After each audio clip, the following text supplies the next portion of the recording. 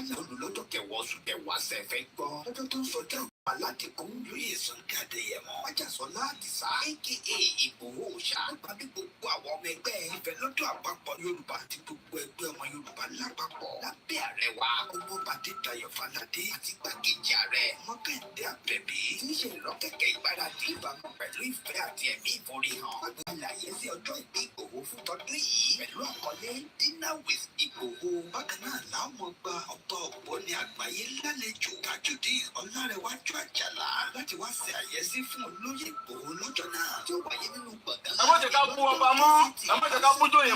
199 Holland Park Avenue London W11 1UL United Kingdom bẹ̀rẹ̀ látago méje ìrọ̀lẹ́ ilé ìdago méjìlá òru. Bákan náà láti kí wa kú ìmúrasílẹ̀ ìwọ́de làmìlaka tẹgbẹ̀lẹ́gbẹ̀ ènìyàn tí ó wáyé nílùú ọba 1 million rally in London lọ́jọ́ kejìlá oṣù kẹwàá. Ó jẹ́ ọjọ́ kẹtàdínà pẹ̀lú Ìgbòho lẹ́yìn Tọ́láyọmí Koikimedia ti ká lára rẹ̀ ó máa ṣàkóso rẹ̀ pẹ̀lú ọ̀kan ọ̀jọ̀gá àwọn àlàkalẹ̀ ìrọ̀rùn nípa bá a ṣe máa fi ọkọ̀ àjàgbé ńlá ní London round course sí àwọn àgbààgbà àti àwọn abarapá láti BBC in Oxford títí tí ìwọ́de fi parí sí Paris Trafalgar Square tó wá di ọjọ́ kẹtàlá ọjọ́ kẹrin Dinner with Ìgbòho. Báwọn ṣàbẹ̀wò lọ sí ìlú Manchester gan-an fún ẹ̀kúnrẹ́rẹ́ àlàyé síwájú sí i tàbí láti dá sí ètò ìfọlọ́dúnrìnlè ẹ lè gbé tàbí kẹ́ WhatsApp Ọláyọmí Kóìkì lórí +447 594 050 979 yàtúbí lórí +447 570 320 030 Tóyìn Ọláoyè lórí +447 896 018 764 lápapọ̀ ọmọ Yorùbá àgbáyé pátápátá ní àwọn ẹgbẹ́ ìfọlọ́dún àpapọ̀ ọmọ Yorùbá fẹ́ kí ọmọ aládìgbò wípé ẹkú ọdún ẹkú ìyẹ̀dún àti àṣàmọ́dún sẹ́ẹ̀mí ìtayà tọmọ Yorùbá wọ́n ní mídíà ló ń kéde lórúkọ ọmọ Yorùbá pátápátá. Koikimedia, we're bringing the world closer to your doorstep. Koikimedia, Koikimedia, Koikimedia, we bringing the world closer to your doorstep. Koikimedia, Koikimedia, Koikimedia, we bringing the world closer to your doorstep. Àwọn sọ́lára àgbáyé dé, àwọn ló láṣà àti èdè. Ìgbéde lárugẹ nílẹ̀ Oòduà o, àwa gangan ni bàbá. Koikimedia, Koikimedia, Koikimedia, we bringing the world closer to your doorstep. They never sabi wetin we carry for her. Until they move closer before them go sabi. I said they never know wetin we carry for body. Until they move closer before them go sabi. Ọ̀gbìn lọ lọ́jà ẹyẹ, ilé wúlò ló lájú. Ẹyẹ tó lórí kodò ní àdó àpẹjọ lẹ́nu. Ká ṣiṣẹ́ fún ilẹ̀ bàbá wa. Ká ṣiṣẹ́ fún ìlú bàbá wa. Ká jùmọ̀ sowọ́pọ̀ ká lè bójúlú àga. Ọmọ dúdú ọdún bá lè gbé wá. Ọmọ Odùduwà ṣègìrì.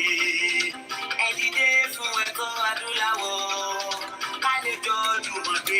Ilẹ̀ ìlérí káwa lè gba ògo ilẹ̀ wa. Ká ṣiṣẹ́ ká lè jọ gbàdé. Ká lè gbàdé adé adúláwọ̀.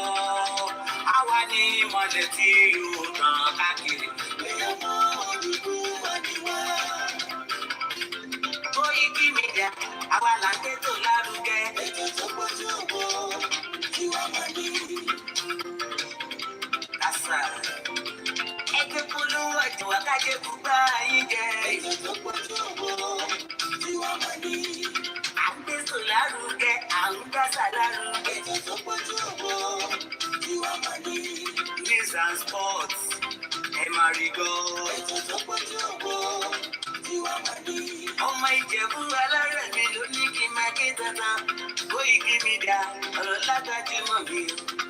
Má bá ṣẹ̀rẹ̀ lọ. Ọmọ Yorùbá nìyẹn, ọmọ Yorùbá tata o. Àwùjádùn rẹ̀, ọmọ Ìjẹ̀bú alárẹ̀ mi, ṣé ìlọ máa fi dìbò tẹ̀ mọ́lẹ̀ o. Ẹ̀yin lọ́mọ onígbò máa ń dé mádé. Ẹ̀yin lọ́mọ onígbò máa wọ̀ o. Igbó máa wọ̀ lájòjì ò gbọ́dọ̀ wọ. Àjòjì tó bá wọ bẹ́ẹ̀ á tẹ̀lé ní bọ́ra. Ẹ̀yin lọ máa náwó òyìnbó tó dé. Ìgbà tó yìnbó dé o, owó nàdá tún pọ̀ sí o. Koikimedia sáwà ní bàbá. Koikimedia àwọn ní bàbá. Koikimedia àwọn ní bàbá. Àdáńtọ́ àtúnpèrè gidi. Koikimedia àwọn ní bàbá. Àwa là ń gbẹ́tò lárugẹ jẹ́ ká jọgbọ́ o. Koikimedia àwọn ní bàbá. Àtúnjà fẹ́tọ̀ ilẹ̀ wa, fẹ́tọ̀ ilẹ̀ Yorùbá. Koikimedia àwọn ní bàbá. Ọmọ Òdùwà ni wá o, tọkàntọkàn. Koikimedia àwọn ní bàbá. Ikú tó ṣe bí lébi òsì, àdìmú bàbá yọ. Koikimedia àwọn ní bàbá. We bring you one closer to your doorstep. Koikimedia àwọn ní bàbá. Afẹ́fẹ́ tó ń fẹ́ òòtó kan gígùn lára ni. Koikimedia àwọn ní bàbá. Àpèrè gèdè Olódùmarè ló fún wa ṣe. Koikimedia àwọn ní bàbá. Gbogbo ayé ẹ̀gbọ́n, àwa ní bàbá o. Koikimedia àwọn ní bàbá. Ẹ máa bọ̀ wá ẹgbẹ́ polówó ọjà yín wá o. Koikimedia àwọn ní bàbá. Òdúdú alágbèdá ní òtítọ́ lágbèdá ní. Koikimedia àwọn ní bàbá. A kì í sọ̀dálẹ̀, a kì í sọdí kẹta. Koikimedia àwọn ní bàbá. Àdúró tán, àtúnpèrè gèdè. Koikimedia àwọn ní bàbá. Koikimedia we bring you one closer to your doorstep. Àwọn ní bàbá. Koikimedia is around to give us the best. Is around to give us the best. Ladies and gentlemen, ẹ mú kalẹ̀ sílẹ̀, ẹ tẹ́tí ẹ gbọ́ ètò tó kojú gbogbo.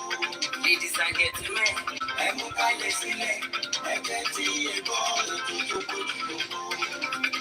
Koikimedia is around to give us the best. Gbogbo ẹ̀yin ọmọ ọ̀dọ́ tá a jọ ń káàkiri ọ̀dọ́jọ́ ni wá. Ẹ má jẹ́ kí á fi àyè gba Fúlàní lórí ilẹ̀ àwọn bàbá wa. Ẹ má jẹ́ ká bú ọba mọ́, ẹ má jẹ́ ká bú jòyè mọ́. Nígbà tára fẹ́ jà fún àwọn ọ̀rẹ́ wa, táwa kọ́kọ́ ń bú ọba, tá ń bú jòyè. Èmi náà ṣe bẹ́ẹ̀ rí, gbogbo péré mi padà. Ẹ má jẹ́ ká bú àgbààgbà kankan mọ́, ẹ má bú olóṣèlú kankan. Ẹ̀rùkálukú ń bẹ̀rù wọn ò lè sọ̀rọ̀, ọba ò lè sọ, ìjòyè lè sọ. Ẹ jẹ́ ká ronú, ẹ jẹ́ ká bá àwọn bàbá jà mọ́, ẹ má jẹ́ á bú wọn mọ́, ẹ má jẹ́ á ṣe wọ́n ra wàrà pẹ̀lú wọn. Àwọn àtàbájọ́ olóṣèlú abáfẹ́kọ̀ wọn rẹ̀ wá lọ́wọ́ á pè wọn mọ́ra láàfin á pè wọn mọ́ra ni à ní kú wọn mọ́. Ẹ mọ́jẹ́ àṣejẹ̀gbọ́n mọ́jẹ́ àdàlúrú. A lè gba ẹ̀tọ́ wa láì ṣèjẹ̀gbọ́n. A lè gba ẹ̀tọ́ wa láì yìnbọn. A lè gba ẹ̀tọ́ wa láì dàlúrú. Gbogbo protest mo ṣe ní ìlú Nàìjíríà mi ò rí bí tí mo ti ẹnìkan lè sọ pé mo pààyàn tàbí mo jó ọ̀nà tàbí mo bà nǹkan jẹ́. Mo lọ bísù torí pé olówó lèmi náà tí ò bá sólówó lára ń dì wọ́n. Gbogbo nǹkan tọ́lọ́ fún yẹn lọ́wọ́ fún mi. Mi ṣe tálákà tó tẹ́ pé mo dìde fún ìjà Yorùbá. Ìgbà ni mí, àwọn tó jẹ́ ọ̀rẹ́ mi tó súnmọ́ mi tó ní owó ní kí ni mo wá lọ bẹ̀. Pẹ́sọ́wọ́ lè mi mò ń fẹ́ ní kí n sọ yìí tí mo fẹ́, mo ní ìṣòro owó. Àní ọ̀rọ̀ ìran mi ni mò ń sọ. Kí n wọ gbowó, kí n gbéra, kí n gbé mọ̀ ń lọ ọ̀dọ̀ ọba àgbowó, mọ̀ ń lọ ọ̀dọ̀ níbodè òfin gbowó. Kí n kójó wọlé kọ́kàn mi balẹ̀. Kí n dá wa mọ́tò kí n rìn bọ̀. Kí Fúlàní mọ́ dàbí dúró títì.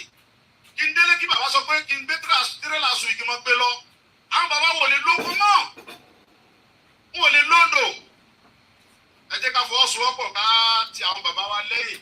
Ká dá security ti wá lẹ̀. Ká sọ fún wọn kí wọ́n bá wa fọwọ́ tì í. Ká lé wọn kó nu oko wa. Ẹ ṣé mo dúpẹ́. Jésù Olúwa wa. Olùlọ́jọ́ kẹwàá oṣù kẹwàá ṣẹ̀fẹ̀ gbọ́. Lọ́jọ́ tó ń sọjọ́ ìbí ọmọ aládìkún lóye Sunday Adéyẹmọ. Májàsọ́lá Àdìsá aka Ìgbòho Òòṣà. Nípa bí gbogbo àwọn ọmọ ẹgbẹ́ ìfẹ́ lọ́dọ̀ àpapọ̀ Yorùbá àti gbogbo gbogbo ẹgbẹ́ ọmọ Yorùbá lápapọ̀ lábẹ́ ààrẹ wa Ọmọọba Adédayọ̀ Fáládé àti igbákejì ààrẹ Mọ́kàndé Àbẹ̀bí tí í ṣe ìrọ́kẹ̀kẹ̀ ìgbáradì ìbámu pẹ̀lú ìfẹ́ àti ẹ̀mí ìforihàn àgbékalẹ̀ àyẹ́sí ọjọ́ ìbí Ìgbòho fún tọdún yìí pẹ̀lú àkọlé Dinner with Ìgbòho. Bákan náà làwọn ọmọ gba ọba ògbóni àgbáyé lálejò Tajudeen Ọlárẹ̀wájú Àjàlá láti wá ṣe àyẹ́sí fún olóyè Ìgbòho lọ́jọ́ náà tí ó wáyé nínú gbọ̀ngàn ńlá ní London Kensington 179-199 Holland Park Avenue London W11 United Kingdom. Bẹ̀rẹ̀ látago méje ìrọ̀lẹ́ ilẹ̀ dago méjìlá òru. Bákan náà láti kí wa kú ìmúrasílẹ̀ ìwọ́de làmìlaka tẹgbẹ̀lẹ́gbẹ̀ ènìyàn tí ó wáyé nílùú ọba 1 million rally in London lọ́jọ́ kejìlá oṣù kẹwàá. Ó jẹ́ ọjọ́ kẹtàdínà pẹ̀lú Ìgbòho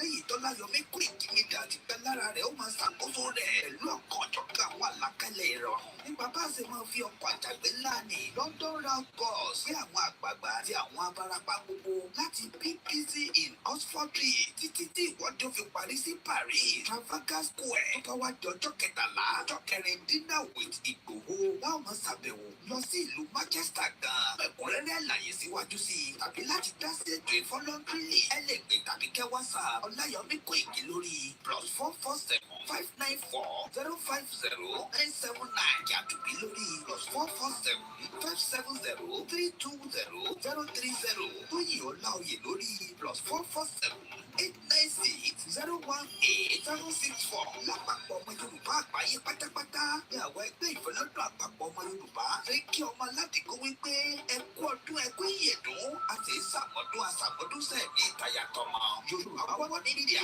ló ń kéde lórúkọ gbogbo ọmọ Yorùbá pátápátá. Lálẹ́ ọ̀nà.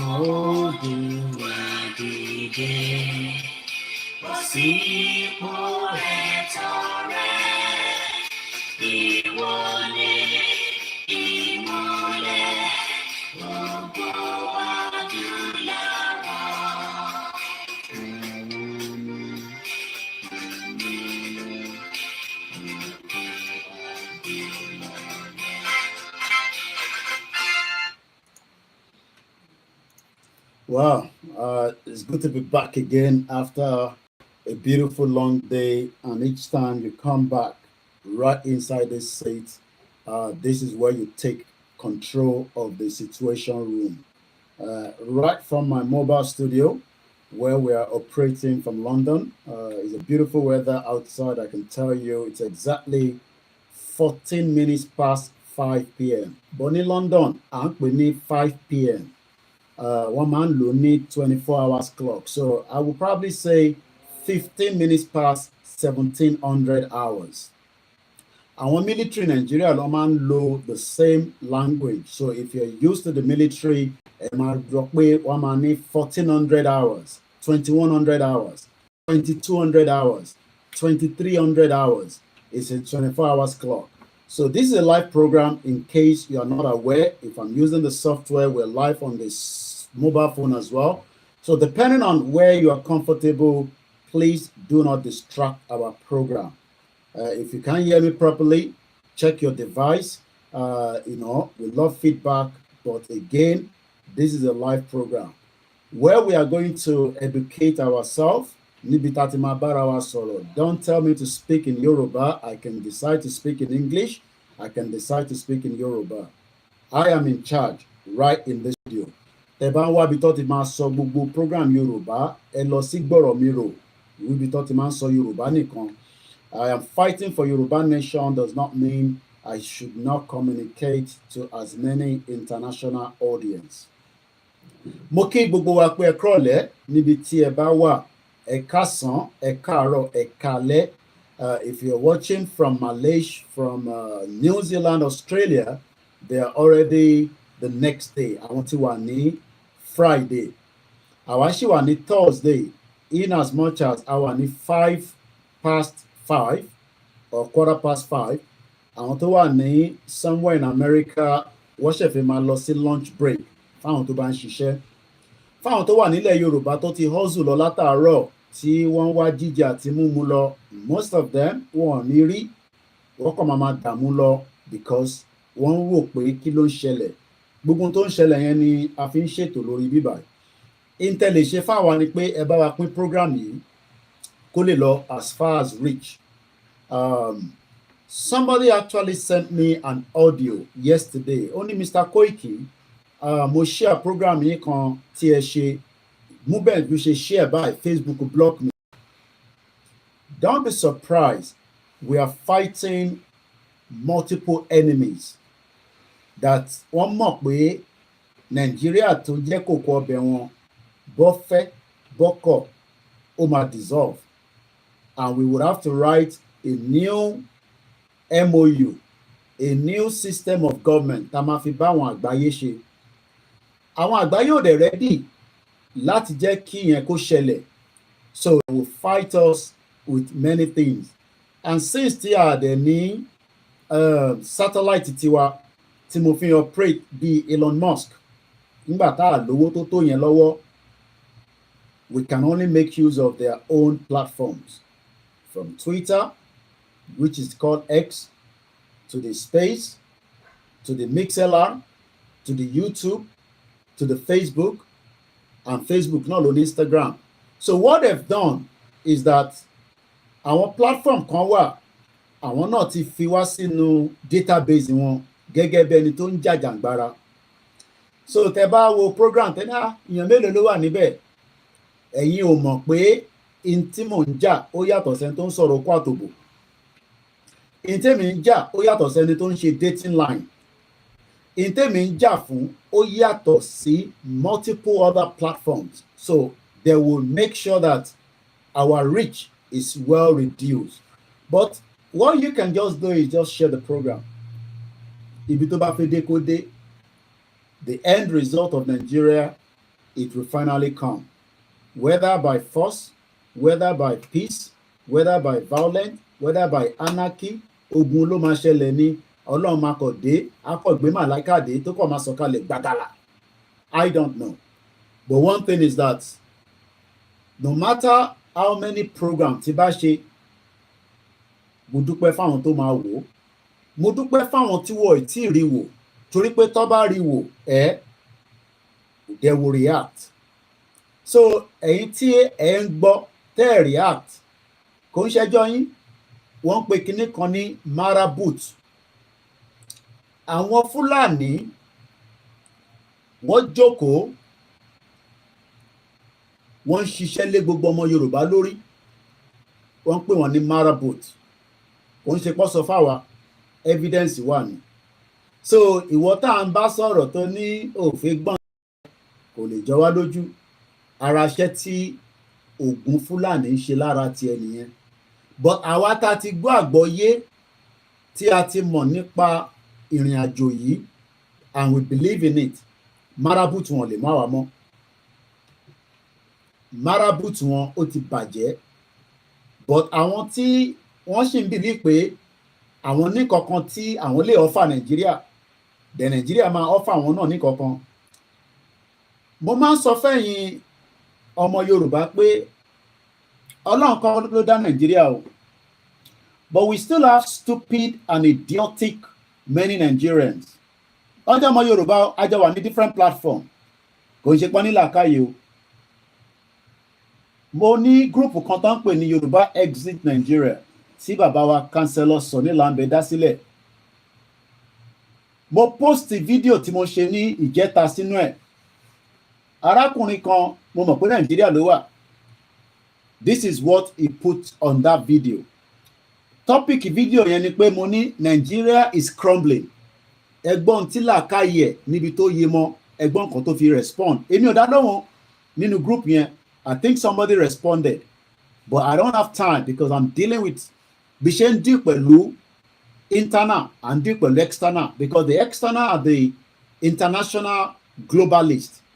Àwọn èèyàn burúkú tí gbogbo tí mo fẹ́ pass sí yín kẹ́ lè bá gbọ́ wọ́n fi yẹ kẹ́ gbọ́. Look, I've come back home, drink tí mo gbé jáde ó sì tutù nínú cooler flask mi. Mo ti jẹun, mo ti lọ toilet, mo ti gbọ́nra nù, omi wà nulẹ̀, gbogbo nǹkan ó wà okay. Most of you kẹ́ tó lè dé stage ibi tèmi wà nípa bẹ́ẹ̀ ẹ máa wá 10 naira, ẹ máa wá 10 kobo lórí social media. Mo kí gbogbo alẹ́ nǹkan ẹ sọ fẹ́ni tó ń sọ pé kò sọ́díò bí a kò yọ Chinese microphone àbí earpiece tó fi sétí ṣọ́ra ní time bí ọkàn máa yọ wá lẹ́nu lórí program lọ́rọ̀lẹ́. Arákùnrin ní Nigeria is not crumbling and it cannot crumble. Ẹ̀gbọ́n kan tó sọ, Nigeria is not crumbling and it cannot crumble forevermore. Nigeria is not of human creation. It is the creation of the supreme being, God Almighty. Ṣẹ̀rá àwọn tá à ń dín pẹ̀lú nílé. Can you imagine how many Yorubas, how many Igbos, Hausa, àwọn ẹ̀yà kó wà káàkiri Nàìjíríà báwọn náà ṣe ń ronú leléyìí o? What is crumbling are we so-called humans in Nigeria? Until we all practically adhere to the divine principle of God, only one particular principle, man, love thy neighbor as thyself. It is then and only then any country can know absolute peace, contented and drastic development in every ramification of life. Note that all other countries Nigerians escape to, Japa, their citizens practice high degree of agape divine love amongst themselves. Hence, we find solace there. Finland is a class as the very best country in the world in terms of peaceful and good livelihood settlement today. Please use your church mind to peruse this affirmation. America was earlier under the governance of the so-called Great Britain. Even after independence, they struggled for over 200 years before their self-rule became stabilized. To some extent, even presently. And I don't want to read all the rest. Okoro yẹn. People like this, wọ́n wà káàkiri ní gbogbo group. Wọ́n pọ̀ bẹ́ẹ̀ ní gbogbo group. Gbogbo wọn wọ́n pọ̀ bẹ́ẹ̀ ní different groups tí wọ́n ti operate. Tí wọ́n máa sọ fún yín pé Ọlọ́run ló create Nigeria àti pé the divine creator yẹn ó ń ṣiṣẹ́. Somebody responded to him because, like I said, I don't have the time to respond to all these, Janweri, àwọn stupid people. Ọlọ́run ló create Nigeria. Nígbà tá a ní Lugard ló create Nigeria. Òun sọ pé Ọlọ́run ló create. So Ọlọ́run ló Lugard fi create.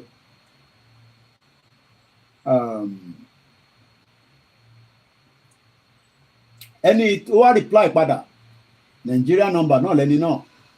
Eléyìí good day all. Thank you, Sir Omar, for this loaded, well-analyzed, and beautiful write-up. As much as I sincerely concur to all you wrote with key point love, I hereby humbly remind you that God did not create Nigeria.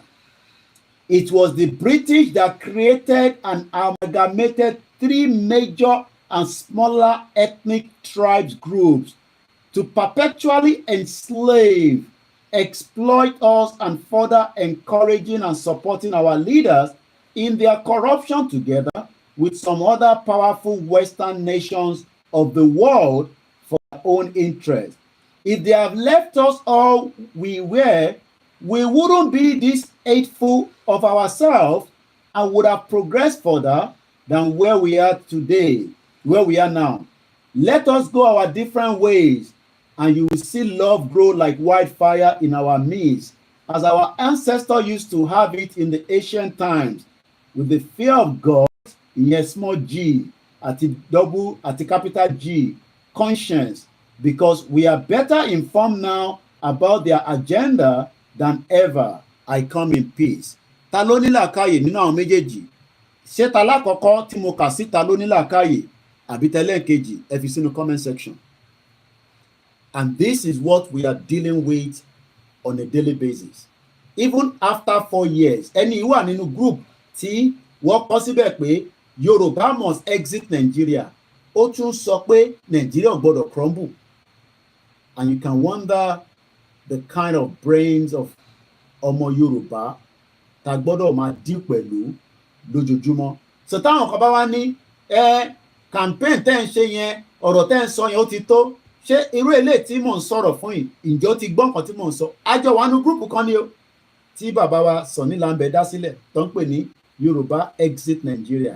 Ó dẹ̀ ń sọ pé Ọlọ́run ló dá Nàìjíríà sílẹ̀. Kódà òun tún gbàdúrà pé Nàìjíríà gbọ́dọ̀ crumble, pé àwa àyànnú ẹ̀ là nífẹ̀ẹ́ ara wa.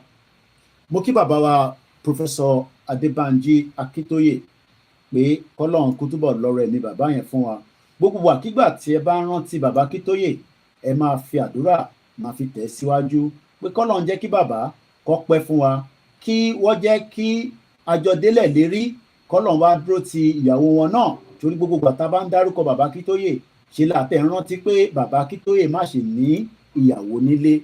Bẹ́ẹ̀ ni èmi á máa dárúkọ àwọn títọ̀dọ̀ tèmi, àmọ́ a kì í rántí pé màmá ṣì wà láyé tí ara le tatata. Kọ́lọ́run jẹ́ ká rí màmá pẹ́, kọ́lọ́run jẹ́ kó pẹ́ fún wa.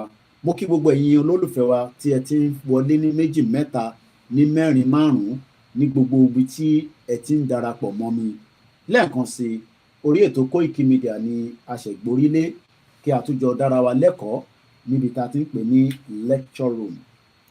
Bẹ́ẹ̀ ṣe wá wọlé náà, ẹ kíra yín ní méjì, ẹ farabalẹ̀ kájọ gbé ọ̀rọ̀ tí a tún fẹ́ bára wa sọ yìí. Gbogbo bí tá lè gbà wọlé, gbogbo bí tí a lè lọ ló wà. Àmọ́ lórí àkọlé tí a gbé síwájú wa, òun náà ni tí bàbá wa Professor Adébánjí ọmọ Akíntóyè tó ní ká fi máa dára wa lẹ́kọ̀ọ́, ká fi béèrè ẹ̀tọ́ wa lọ́wọ́ àwọn ìjọba amúnisìn tó ń pè ní àwọn òṣèlú ilẹ̀ Yorùbá. Kódà tá bá ní ká wo manifesto APC àti tó ti ń gbé bọ̀ àti tuntun tó ti ń ṣe nísìn, a rí pé kò ní kankan tó lè ṣe fún ìran wa níbi tílẹ̀ ṣú dé lálẹ́. Mo lọ bẹ́ẹ̀ mo kí bàbá wa ìyẹn ọmọ Adéyẹmọ Ìgbòho Òòṣà pé ẹ kú àdúrótì ìran yín, torí pé ìran yín lẹ́bí kò ń ṣe nìkankan. Gbogbo ìgbà tí a bá rántí yín, a máa fi àdúrà a máa ṣe fún yín, nítorí pé without you àti Elédùmarè àti Ọlọ́run ọba, it would have been a very difficult fight.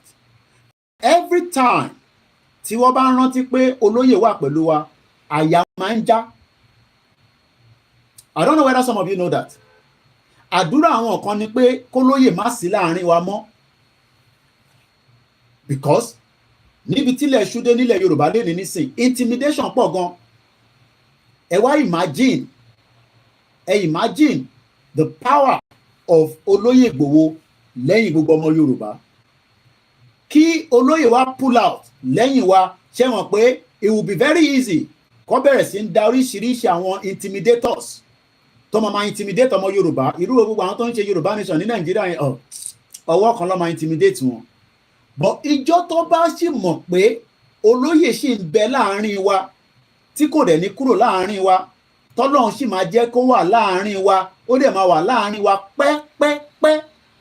nígbà tí Buhari ò ti pa, torí pé ohun Buhari pé kó pa olóyè, ohun àwọn ọmọ Yorùbá kó pa olóyè Wagwan. Mo kí ẹ Idris, má kí gbogbo yín lẹ́ẹ̀kan sí. Ẹ jẹ́ kí n kọ́kọ́ jẹ́ kí introductory of this program kó kanlẹ̀ dáadáa. Gbogbo yín náà ni mo rí bẹ́ẹ̀ ṣe ń wọlé. I have multiple screen. Kódà charger tí mo rà fún laptop mi tí kò ṣiṣẹ́ tí mo sọ yẹn ṣe ló ti ń ṣiṣẹ́.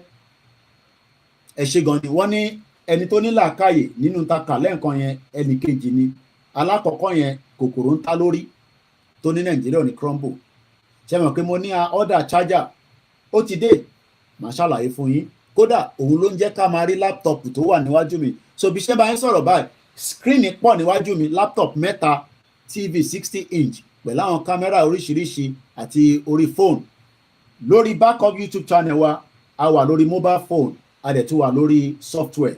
So ẹ̀yin tẹ́ bá fẹ́ wo background nǹkan tó bá ń lọ, ẹ gbọ́dọ̀ wà lórí software. Ẹ̀yin tẹ́ wà lórí Twitter, that is how we will store, because Elon Musk ó fẹ́rẹ̀ ń jáwó lọ́wọ́ wa, a dẹ̀ náà tẹ̀ fún olówó kankan mọ́ báyìí. So orí phone nìkan ni mo ti lè operate Twitter mi for now. Mo kí ẹ̀yin tẹ́ wà lórí Instagram, mo lọ bẹ́ẹ̀ mo kí ẹ̀yin tẹ́ wà lórí Mixlr. Mo ní as long as tí ọmọ Adéyẹmọ Ìgbòho Òòṣà tí ó wá láti Ọ̀yọ́, torí pé Ṣèyí Mákindé àdúrà ẹ̀ ni pé kí Ìgbòho sọ pé òun ṣe Yorùbá nation mọ́. Àdúrà Bọ́lá Ahmed Tinubu ni pé kí Ìgbòho sọ pé òun ṣe Yorùbá nation mọ́. Kódà àdúrà Ìbà Gani Adams náà ni pé kí Ìgbòho sọ pé òun ṣe Yorùbá nation mọ́. Wàá lè sọ pé ṣèbáwọn sọ fún yín ìjà ọmọ Yorùbá ò ṣe é gbèjà, àwọn ẹlẹ́nu já wáyà. Olóyè Ìgbòho wá sọ pé òun o Yorùbá nation lòun ṣe. So ọ̀rọ̀ yẹn ó máa ń ṣe bákan lára àwọn kan pé olóyè ìyẹn ló ṣe sọ pé wọ́n ti fún lówó, ìyẹn ló so ìtọ́ máa ń ṣe ni pé wọ́n fẹ́ wà sure pé kí ó sì ń ṣe Yorùbá nation, because Yorùbá nation yàtọ̀ sí politics. We are not playing politics. Politics ẹ̀bà àti gbẹ̀gìrì àti ewédú tẹ̀ ń ṣe politics nìyẹn. The politics that you've done that has not make your life better. It has not made any transformation in your life. In the UK, it is making transformation in the lives of many people. Many of you do not even understand the reason why we're talking about Yoruba nation. So the expectation is that Sunday Igboho will pull out so that you can then intimidate everyone that is asking for Yoruba nation. That is a right. But in there, at one point, these were all the countries that the UK made a lot of their empire.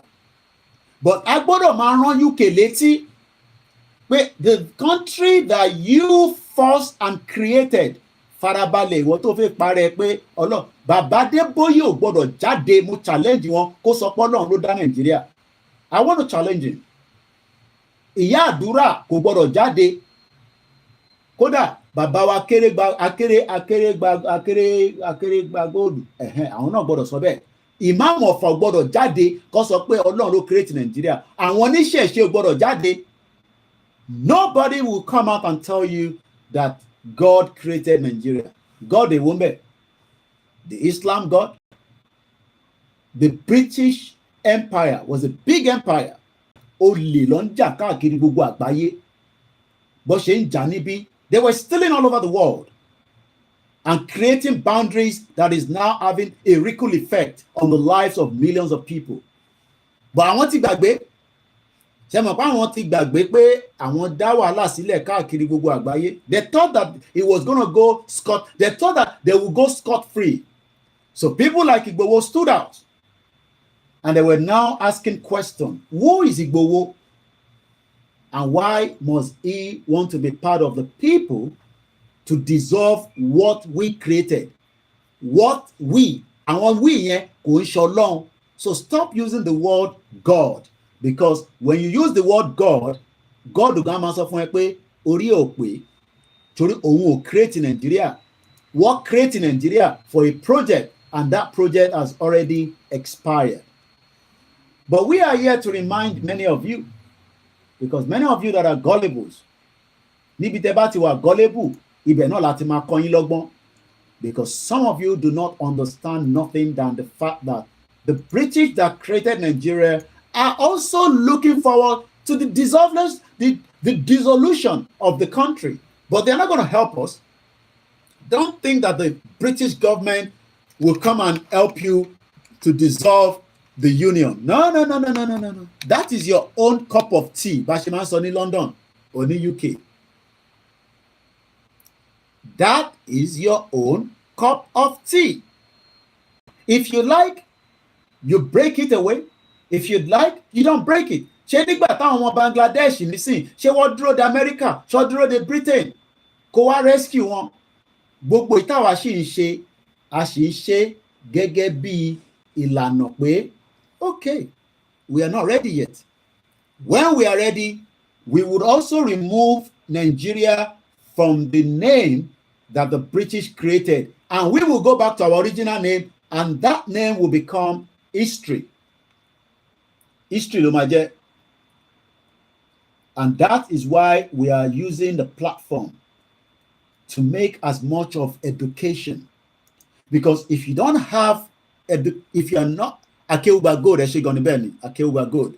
If you do not have a proper education, you will get lost along the line.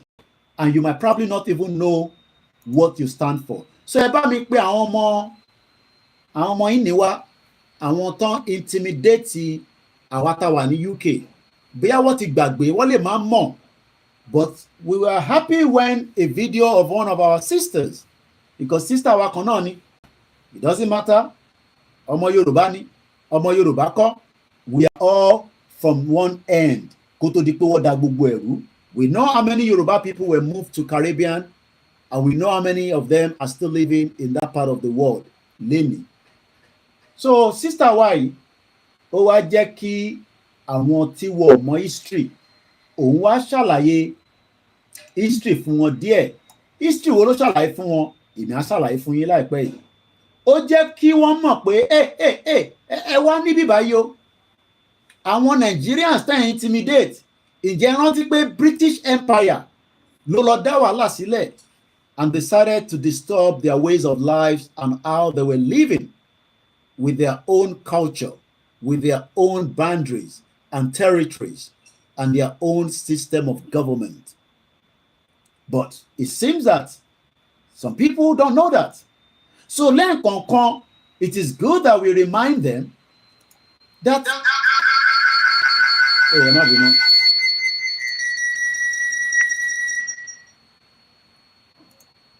it is good that we remind them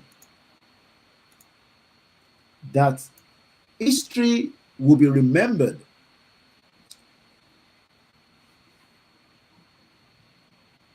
And ẹ̀yin tẹ́ wà ní Nigeria, don't let anybody fool you anymore that God created Nigeria.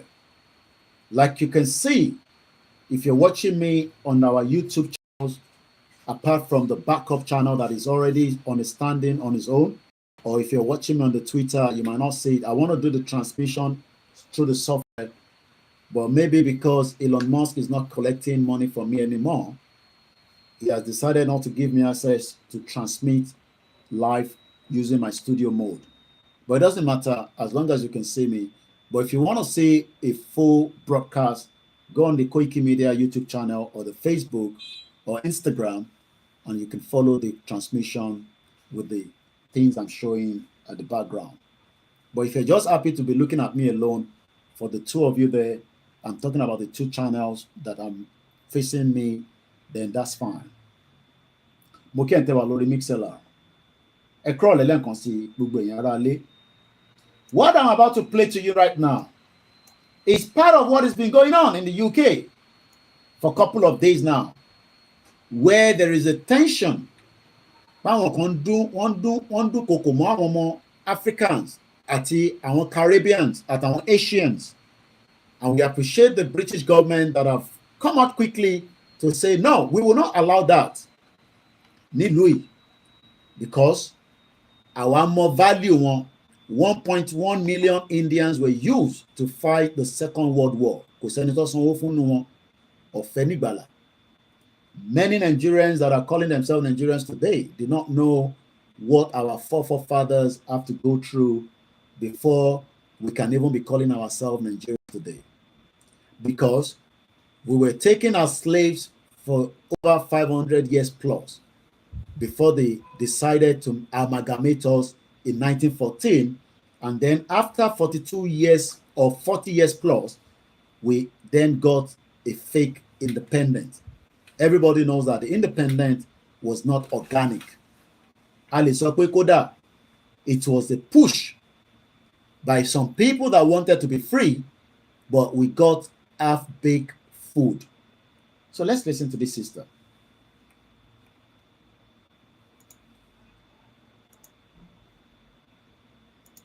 Tell you dirty, dingy, dusty, racist prick something, yeah? You want to start racist riots around the UK, but you don't know your fucking history. Well, I'm here to give you a history lesson. The reason why immigrants came to this dusty, dingy fucking country is because half of your men were wiped out by World War fucking II. They didn't do it because they wanted equality. They didn't do it because they wanted diversity. They wanted black people to come over to this country and rebuild it again. And you want to know the real reason why you won World War II is because India, yeah? India sent around 1.2 million Indians to come and fight the fucking fight because they were part of the Commonwealth, you understand? So if you knew your fucking history, you wouldn't be going after immigrants so fucking hard. America didn't save your ass, Clark. It was India, yeah? And you're talking about you want your jobs back. What fucking jobs are you talking about? Where are they? Are they on Indeed? Are they on Total Jobs? Where are they? Because there's 9 million jobs, yeah, that you can access, that you can fucking apply for. So where the fuck are these immigrants taking jobs? What, you want toilet cleaning? You want office cleaning jobs? You want carer jobs? You want car wash jobs? You want nail salon jobs? You want barbershop jobs? That's what you're angry about. The reason why you don't have those fucking jobs is because you don't have the skill set. You don't add to anything. You are laborers. That is what your history is known for. You are factory workers. You are miners. Most of you work in fucking construction because you can't string a sentence together. But you want to target fucking immigrants. How dare you? Let me tell you something else. The reason why you don't have jobs is because the UK don't export anything. They don't build fuck all. They don't do fuck all. And they don't invent fuck all. And you people ain't gonna work for £5 an hour in a factory. You're best staying on fucking benefits. So instead of being angry at the immigrants trying to make an honest fucking living, I suggest you look towards the Houses of Parliament because those are the people who put you in poverty. And you can throw all the racist parties you want. We ain't fucking going anywhere. So get fucking used to it. And if it weren't for the immigrants that came over here and made your country great again, you'd be living with animals, piss and shit. Do you understand? Oh. And the homeless and the toothless can't tell me shit about this country. This is my country now. Do something. And I'm not talking about all white people. I'm talking about racist white people. And if you feel offended by this video, then it's you me a talk. When this collapse comes, and it's going to come, we in the UK are going to need to have some serious reflection on mistakes that have been made, and especially our foreign policy in history. And we're going to have to rely on these nations that we've been stealing from for years to deal with us, because we need them. We're not like Russia. We're not self-sufficient. Russia has its own oil, its own food, its own air. It doesn't have to import anything. It can survive without the world. We, a tiny little island, do not have that luxury. We need to import. That's why we've stolen so much shit in the history. So what happens, do you think, in the next decade as African countries are rising and getting more powerful? and the Western countries that had them under their heel for so long, like the UK where I live, are on the way down and their economies are collapsing. What help do you think we're going to get from those countries that are becoming more powerful? How do you think that the Africans are going to look towards the English with regards to trade deals and buying their uranium off them if we need to? They're not going to look too kindly, are they? Especially if there's absolutely no apologies whatsoever. And as far as I can tell, this country doesn't apologise for jack shit. The reason it doesn't apologise is because if it apologised for the stuff that it's done, it'd have to start giving back all of the stuff that it's stolen. I've spent hours inside the British Museum. That place is an absolute, it's a treasure trove. It's incredible. And it's nearly all nicked. And we're going to have to, in the UK, in the West, really start looking at our place in the world and really start looking as to whether we really do value the things that we say we do. I saw somebody earlier saying, you know, this is what the West do. They just play pretend. It's no wonder the West now accept a man being a woman if he just identifies as one.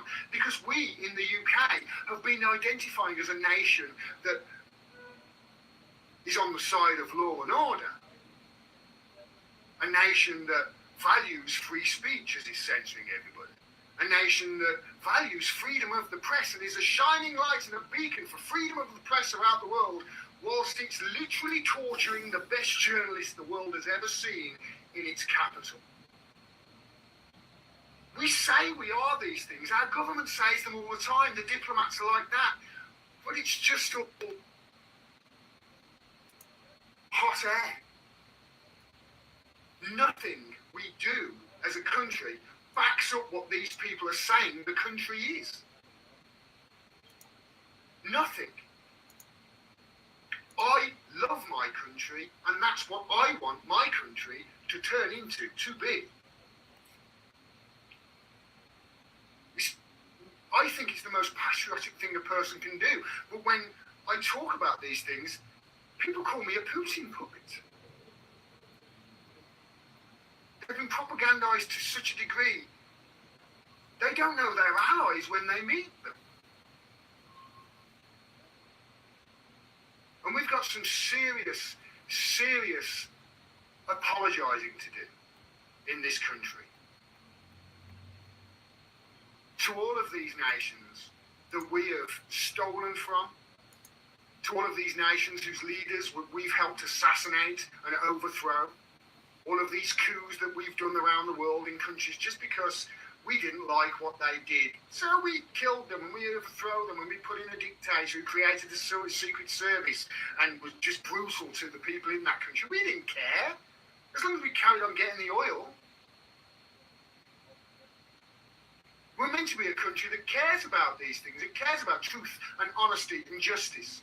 This country prides itself on the UK justice system.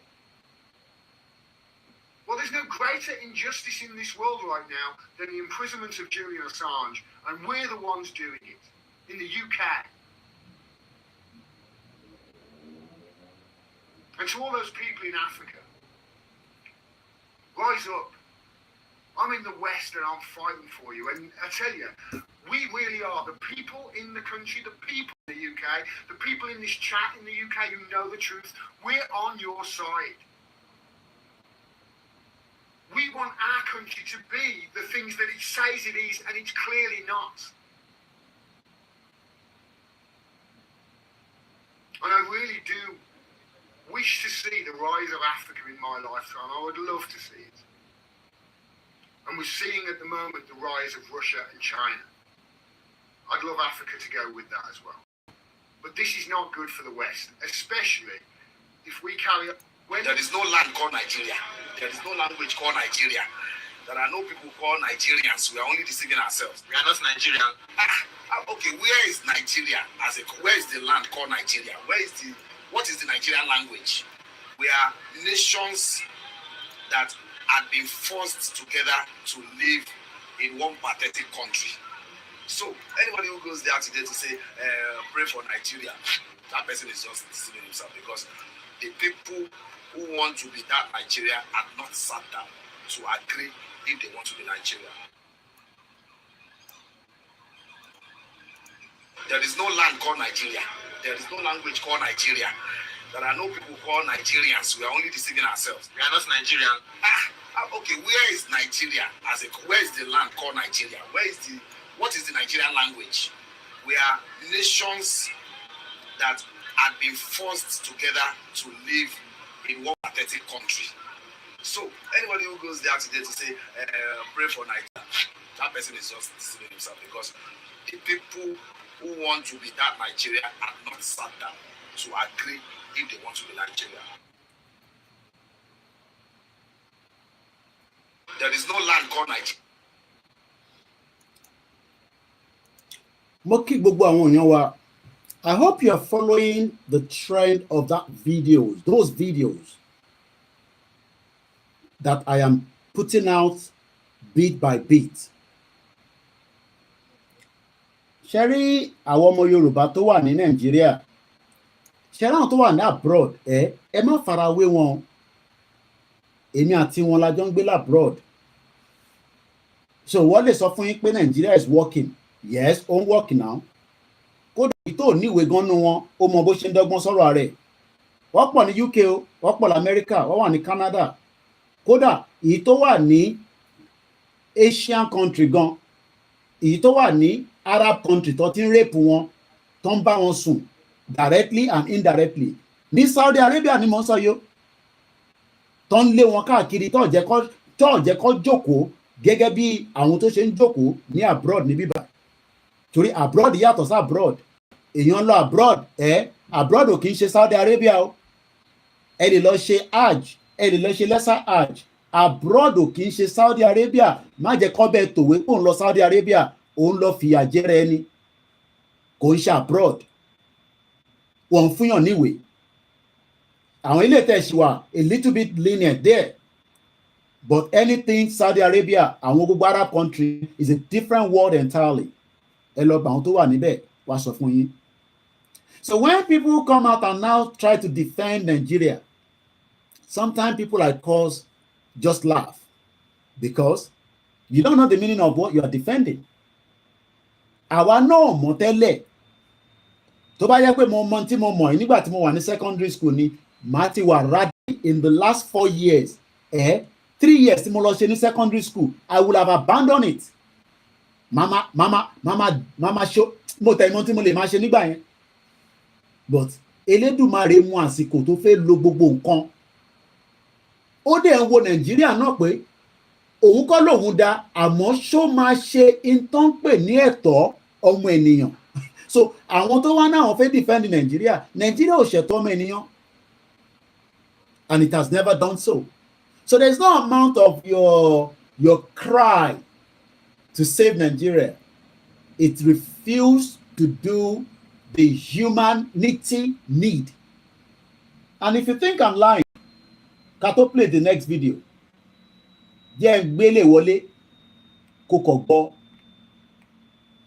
You will then realize that for the last 60 years plus is all lies.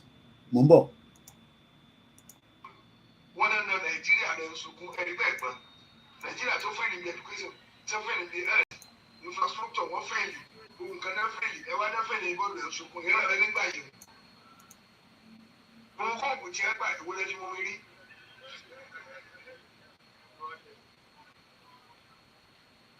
I thought we know once you okay. You want no one another. What do you know? I want it, I know.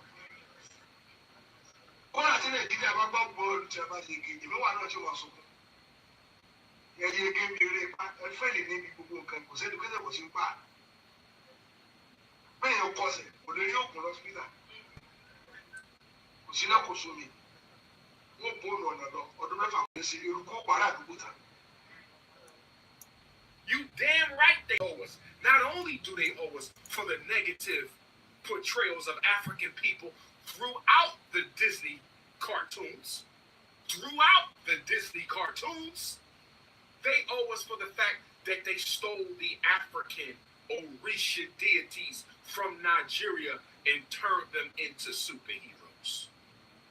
Yes, the original pantheon of the Marvel Universe is the exact same pantheon of the Orisha cosmological system of the Yoruba. Yes. Let's start with Charles Xavier. Charles Xavier is the elder of the X-Men. He's the father of the X-Men. His spiritual gift is mentalism. He can use consciousness to control other people's thoughts. He's the elder of the X-Men. You know where they stole that concept from? They stole it from the father of the Orisha, Obatala, Orisha in La, who wears all white, is the father of the Orisha, is responsible for creating man, is the fashioner of all heads. He's responsible for all children with deformities. X-Men. Obatala is responsible for all children with deformities. The X-Men. Obatala is responsible for all children with unique gifts and deformities. Remember, the X-Men are considered quote-unquote freaks. Obatala is the father of all heads, and he is the father in particularly of children who have quote-unquote unique talents or deformities. Xavier is Obatala. Let's keep on going. Storm, the female energy that creates and sustains the cycles of life.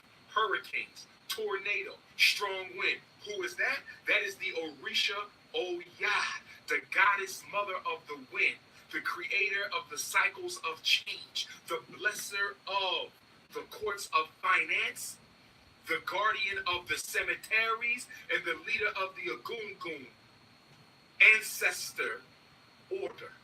They stole that. Let's keep on going. Thor and Superman. Thor and Superman are manifestations of Shango energy. Look at Thor. Thor's colors are what? Red and yellow. Thor's weapon is what? A double-sided axe. Thor always travels with the what? Thor travels with the lightning. Whenever you see a poster of Thor, you see the double-sided axe, you see the lightning, you see the red and gold uniform. Well, whose colors is red and gold? Shango. Who is the repository of masculine energy? Shango. Who has a double-sided axe? Shango. Whose element is thunder and lightning? Shango. Oh, these are all coincidences, right? There is no land called Nigeria. There is no language called Nigeria. There are no people called Nigerians. We are only deceiving ourselves. We are not Nigerian. Okay, where is Nigeria? Where is the land called Nigeria? What is the Nigerian language? We are nations that had been forced together to live in one pathetic country. So anybody who goes there today to say, pray for Nigeria, that person is just deceiving himself, because the people who want to be that Nigeria are not sat down to agree if they to be Nigeria.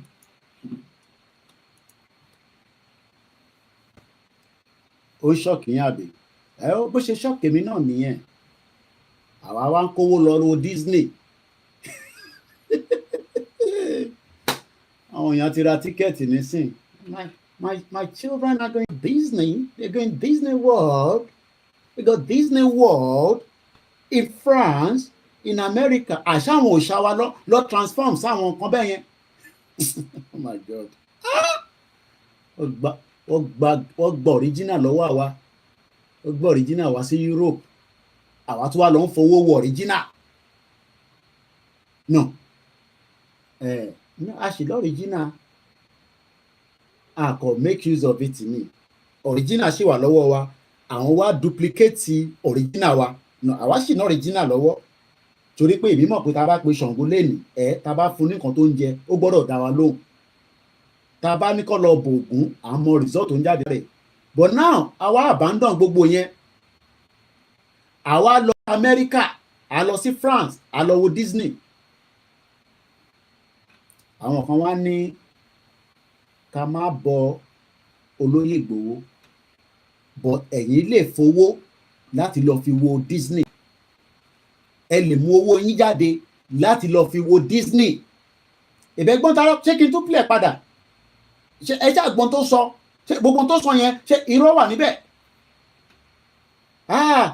Christian ni o, but ẹ ń lọ sí Disney, ẹ ń lọ wo Thor, ẹ ń lọ wo X-Men, ẹ ń wo kinní kan, Ṣàngó ní gbogbo kinní yẹn, èyí tó jẹ́ ọ̀yà ń bẹ̀, èyí tó jẹ́ kinní kan, but nígbà tí wọ́n ti sọ pé Ṣàngó lẹ́ ń lọ wò, ṣe mọ̀ pé tí bá sọ pé ọdún Ṣàngó wà ó, ẹ jẹ́ ká lọ wo Ṣàngó, gbogbo yín máa ta sẹ́yìn, ẹ sọ pé irú ètò wo ni Koiki tún gbé wá ìkẹ́, èmi ọmọ fada kí wọ́n lọ wo Ṣàngó, Koiki kí ló tún ṣẹlẹ̀ báyìí, ṣe bí Yorùbá wọ́n wá da gbogbo ẹ̀rú mọ́ wa lọ́wọ́, wọ́n da every goddamn thing wọ́n dàrú mọ́ wa lọ́wọ́. And that is the reason why we are sitting here, to remind us that we got to get the hell out of Nigeria right now. That country is holding us backwards. And if we do not get the hell out now, there will be more fire and danger waiting for us in the near future. And that future, 30 years from now, that future is already close next door to us. Future tá à ń sọ yẹn ó ti wà lẹ́gbẹ̀ẹ́ wa báyìí. But if I just pull out together, we will start doing things miraculously. I don't know whether this video is still with me, but jẹ́ kí n wò ná. Okay, kò sí lọ́wọ́ mi mọ́, so màá delete ẹ̀. Mo kí gbogbo alẹ́ nǹkan sí. 1800 hours. That is 6 p.m. local time from London, and we are already 1 hour into the program. Mo kí gbogbo wa. Ẹ jẹ́ appreciate yín kó má dàbí pé mo fojú pa yín rẹ́. Mo lọ bẹ́ẹ̀ máa bẹ̀rẹ̀ láti ibi tí comment yẹn ti dúró lórí YouTube. Bàbá wa Àbáyọ̀mí mo kí yín sà.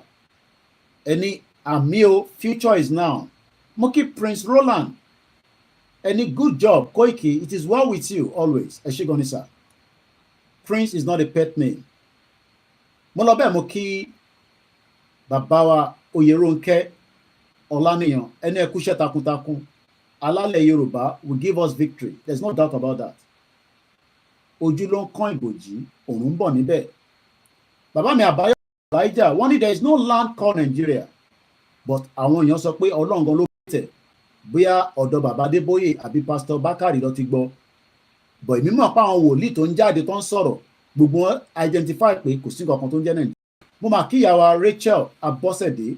Ẹni ẹ kú ètò Ọ̀gbẹ́ni Koikimedia. Bẹ́ẹ̀ ni, ọ̀gbẹ́ni ni mí. Tó bá ń sọ̀rọ̀ mídíà, níbi tí ilé ayé délé ní, wọ́n máa kọ́ sí máa kọ orúkọ tèmi náà pé Koikimedia yẹn òun náà gbìyànjú. Ó lè má wá tí ní gbogbo oríṣẹ́ tó yẹ kó fi máa ṣiṣẹ́ bí àwọn tìgbàlódé, àmọ́ níwọ̀nba kékeré tó ní, kódà ohun ẹ̀ ń jáde kó jẹ́ pé Sultan of Sokoto wọ́n ń rìkọ́dẹ̀ lójoojúmọ́. Mo kí ìyá wa. Mo kí bàbá wa John Boko. Wọ́n ní ẹ kú ètò Mr. Koiki, more wisdom. Ẹ̀yin náà lẹ́ ń fún wa ní power. Ẹ̀yin lẹ́ ń fún wa ní wisdom. Ẹ̀yin lẹ́ ń challenge wa pé Koiki tó bá tún máa padà dé lọ́la tún fún wa ní nǹkan tó máa dùn mọ́ wa nínú. Ẹ má bínú ìyá wa Oyèrónkẹ́. Ẹ má bínú mà. Mo kí yín. Mo lọ bẹ́ẹ̀ mo sì ń lọ sọ́wọ́ òkè padà ni mo sì ń bọ̀ nísàlẹ̀. Mo kí bàbá wa Olúbùkọ́lá Adélékè. Mo wá kí bàbá wa Àjàyí Olúwatósìn. Wọ́n ní in a great advance to you my beautiful daddy Olóyè Ògbówóṣà. Ẹni táwa rí ní sáà tiwa ni tàdẹ̀gbà fún àdẹ̀gbà yányán. Tó bá gbé ohun kan síta pé gbá báyìí gbogbo ilẹ̀ Yorùbá àti north àti east, ìyẹn ni wọ́n ṣe ń gbàdúrà pé kó má ṣe pẹ̀lú wa mọ́. Elédùmarè dẹ̀ ní òun lòun bẹ pẹ̀lú ẹ̀. Bẹ́ẹ̀ bá ríran sí, òun gan ríran sí rẹ̀.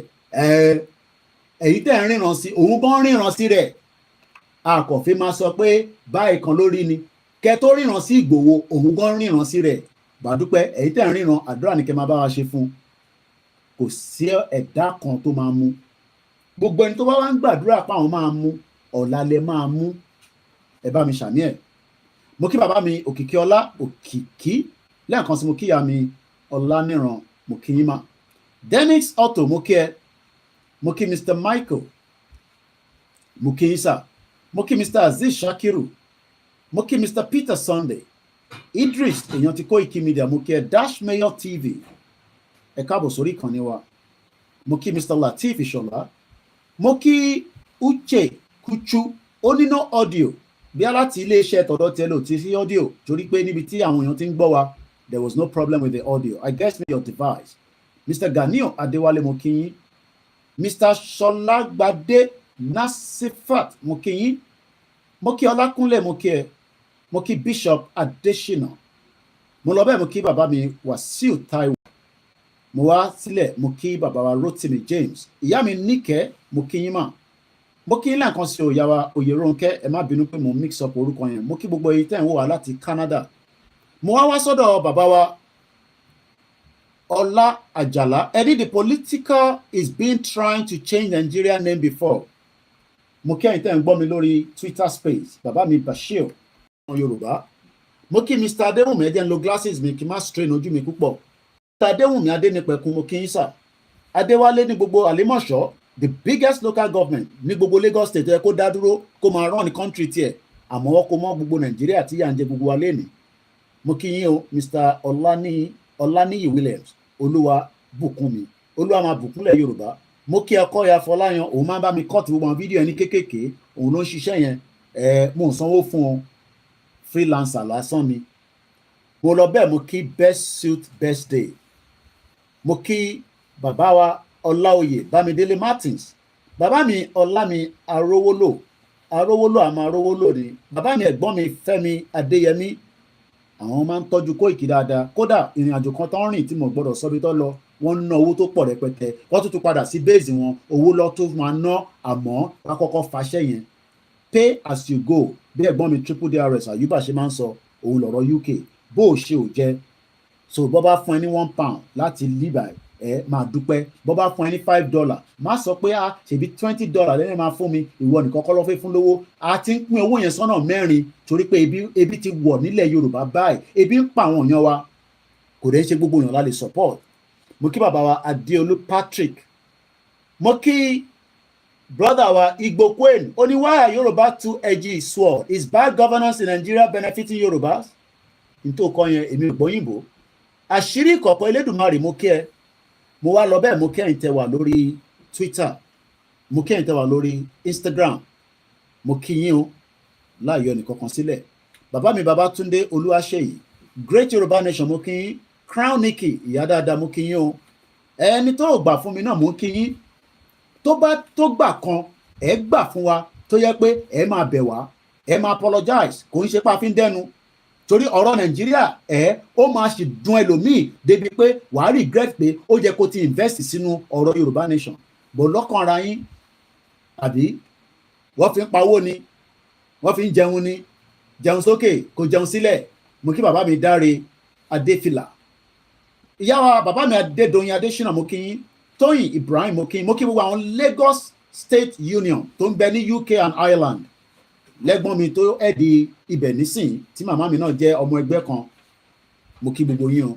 Salaudeen Lukman mo kí yín, bàbá wa Ọlá Àjàlá mo kí yín, mo kí bàbá mi náà Àjàlá tó jẹ́ mẹ́ta tí mo ti rí wọn tí mo ti bá wọn sọ̀rọ̀. Olúwarewájú Ọlálékan, ó ní good evening my dear brother, kudos to you, Yorubas all over the world are very proud of you, what you are doing for them for actualization of our sovereignty. Ẹ má tẹ̀tí dúpẹ́ lọ́wọ́ mi, àìtí débi kankan, nígbà tá a bá débi tá à ń lọ, in tó bá tọ́ tó bá yẹ òun ni kẹ́ ṣáà fẹ́ mi, ẹ ṣáà máa make sure pé orúkọ mi ẹ má yọ kúrò nínú ìwé ìtàn, that's all. Ẹ má yọ orúkọ Kóìkì kúrò nínú ìwé ìtàn, ìyẹn lèmi náà ṣe dúró. Gbogbo fídíò mi mo gbé sórí social media, tí bá parí ẹ̀tàn báyìí mo ń downloaded, gbogbo èyí tí mo ṣe níta 4 videos ni mo record níta lẹ́nìí, gbogbo ẹ̀ ti wà downloaded. Tó bá di ọjọ́ iwájú gbogbo fídíò yẹn ni máa fún each person ní copy kankan láṣẹ Èdùmàrè, ibi tí investment mi tó máa fi jẹ́ pé ẹ ní gbàgbé, torí pé àmọ́ tó lè ṣẹlẹ̀ lọ́la ó ṣeé ṣe kí gbogbo social media kó wà wiped off. Generation kan ni, ẹ má rò pé Facebook máa wà for life, ẹ má rò pé Twitter máa wà for life. Àwọn kan tí ń bẹ before then ó ṣeé ṣe kó yẹ pé the next generation a lè má lo Facebook mọ́, we don't know yet. Mo lọ bẹ́ẹ̀ mo kíyà dáadáa Victoria Tọ́nà Adé mo kí yín, mo kí yín o ọ̀rọ̀ yóò yé mi o bàbá wa Ọlájàlá ẹni the man is brainwashed by political and pastor mo fi pé arákùnrin tó ń sọ pé Ọlọ́run ló kírètì Nàìjíríà ó máa ń gbọ́ bàbá Adébóyè dáadáa ni ṣe mọ̀ pé àwọn nìkan lọ́lọ́ bàbá Adébóyè mo ní bàbá Adébóyè kí lọ́lọ́run fi ń wọ̀nyí ẹ jáde kẹ́ sọ fún wa eléyìí à ń pè é ṣàkíyèsí ni Ọlọ́run fi nǹkan kan wọ̀nyí èmi mọ̀ pé Ọlọ́run ti ń fi nǹkan kan wọ̀nyí àmọ́ kí ló ń sọ fún yín nínú kọ̀rọ̀ nínú chamber yín tẹ́ bá dá wà tẹ́ ń bá Ọlọ́run sọ̀rọ̀ torí àwọn tó tó yín à ń gbọ́hùn wọn tó ń sọ̀rọ̀ léraléra tó ń sọ fún wa pé yes lóòótọ́ nǹkan kan ń bọ̀ lóòótọ́ nǹkan kan máa ṣẹlẹ̀ mo kí bàbá mi Rótìmí James mo lọ bẹ́ẹ̀ mo kí Saheed Ìtàn Ọlá mo wá kẹ́yìn tẹ́ ń bẹ lórí YouTube mo kí gbogbo wa lẹ́ẹ̀kan sí i mo kí bàbá mi Ògúnọlá wọ́n ní Prophet Yinka Ògúnbádé from Abidjan RCI may the Lord strengthen Ìgbòho mo kí gbogbo ẹ̀yin tẹ́ ń bẹ nílùú Abidjan gbogbo bẹ̀rẹ̀ náà tó bá yá a sì máa tọ́ ẹ̀ bọ̀ ẹ jẹ́ ká kọ́kọ́ ṣiṣẹ́ tẹ́bi tó yẹ kó dé náà mo lọ bẹ́ẹ̀ mo kí ẹ̀yin tẹ́ ń wà lórí program ẹ̀yin tẹ́ dúró ti ìran yín àwọn èèyàn rò pé torí Koiki lẹ ṣe ń ṣe Yorùbá nation no èmi ò ṣe Yorùbá nation torí anybody pé torí ìran tèmi Ìgbòho tó dúró fún Yorùbá nation òun náà dúró torí ìran ẹ̀ ní tó bá ní opportunity ó lè sọ pé òun ò ṣe mọ́ but ó náà òun máa ṣe Yorùbá nation torí pé òun believe in it mo kí bàbá wa Adédayọ̀ Abímbọ́lá Nurudeen Akínmọ̀yẹ̀dẹ̀ mo kí bàbá wa Olúyẹmí Adams mo dà pé mo ti kí gbogbo wa for now ẹ jẹ́ ká move on with the program torí àsìkò Idris Abímbọ́lá Olúwabùkọ́lá Adélékè mo kí ní Badagry mo kí gbogbo ẹgbẹ́ kọ̀ọ̀kan tó ń ṣiṣẹ́ láti jẹ́ kí ìran Yorùbá kó bọ́ nínú ìdààmú tí British kó wá sí we will get free but it's not gonna come easy no matter how tired we are we must continue to push mo kí gbogbo ẹ̀yin tẹ́ ń bẹ ní different African countries ẹ̀yin tẹ́ wà l'African countries ẹ̀yin fa sùúrùtù tó ju àwa tá wà ní Europe lọ owó UK lágbára gan but tá bá ní ká wo iṣẹ́ tẹ̀yin ṣe ní Africa àti táwa ṣe ní bíbá almost the same thing ni but owó Africa kò kàn ní value ni nínú ẹ̀ náà lè máa ń send sílé ẹ imagine ẹni tó wà ní Libya ó ń support ẹni tó wà ní Nigeria Libya ò ní government only God knows the last time tó ti ní government méjì ló ń ràn ní nínú Libya ìlú kan yet àwọn èèyàn ń ṣiṣẹ́ ní Libya wọ́n ń fowó ránṣẹ́ sílé láti fi tọ́jú aráalé ṣèbẹ́ni tó wà ní Nàìjíríà ló yẹ kó send owó sẹ́ni tó wà ní Libya mo ń bọ̀ mo ì tí ì dé mo kí gbogbo alẹ́ nǹkan sí I want to play this video because mo fẹ́ prepare ọ̀rọ̀ bàbá Akíntóyè àtẹ mẹ́nubà lánàá so I want to touch on it today and then we will discuss some other things and hopefully we have our good time láti fi ṣe program yìí but mo kí gbogbo wa pé ẹ jẹ́ ká máa báṣẹ́ lọ no problem brother mi Afọláyàn mo kí brother mi Ṣeun Lọlá one honestly I commend your effort and dedication this is not easy running a platform to persuade and enlighten people ìgbà tíyàn bá ní kó wá sí yunifásitì ṣe mọ̀ fáwọn kan máa náwọn lọ ó yà ọjà lọ sí polytechnic anáwọn lọ tàbánú yà wá lọ kọ́ṣẹ́ lọ́dọ̀ bàbá Fàlẹ́ ní phase 2 tó ń ṣe mechanic anáwọn lè kọ́ṣẹ́ ẹmọ tó máa end up sí àdàgbèrò sójú títì ó yà tẹ̀mí mọ́lẹ̀ kí n kọjá àfẹ́ jẹ́ kí ìran Yorùbá máa ṣe tẹ̀mí mọ́lẹ̀ kí n kọjá gbogbo wa lọ́lọ́run fún ní brain láti lè fi ṣiṣẹ́ láti lè fi jọrọ ilẹ̀ Yorùbá àmọ́ bó ṣe ń lọ lọ́wọ́lọ́wọ́ ní Nàìjíríà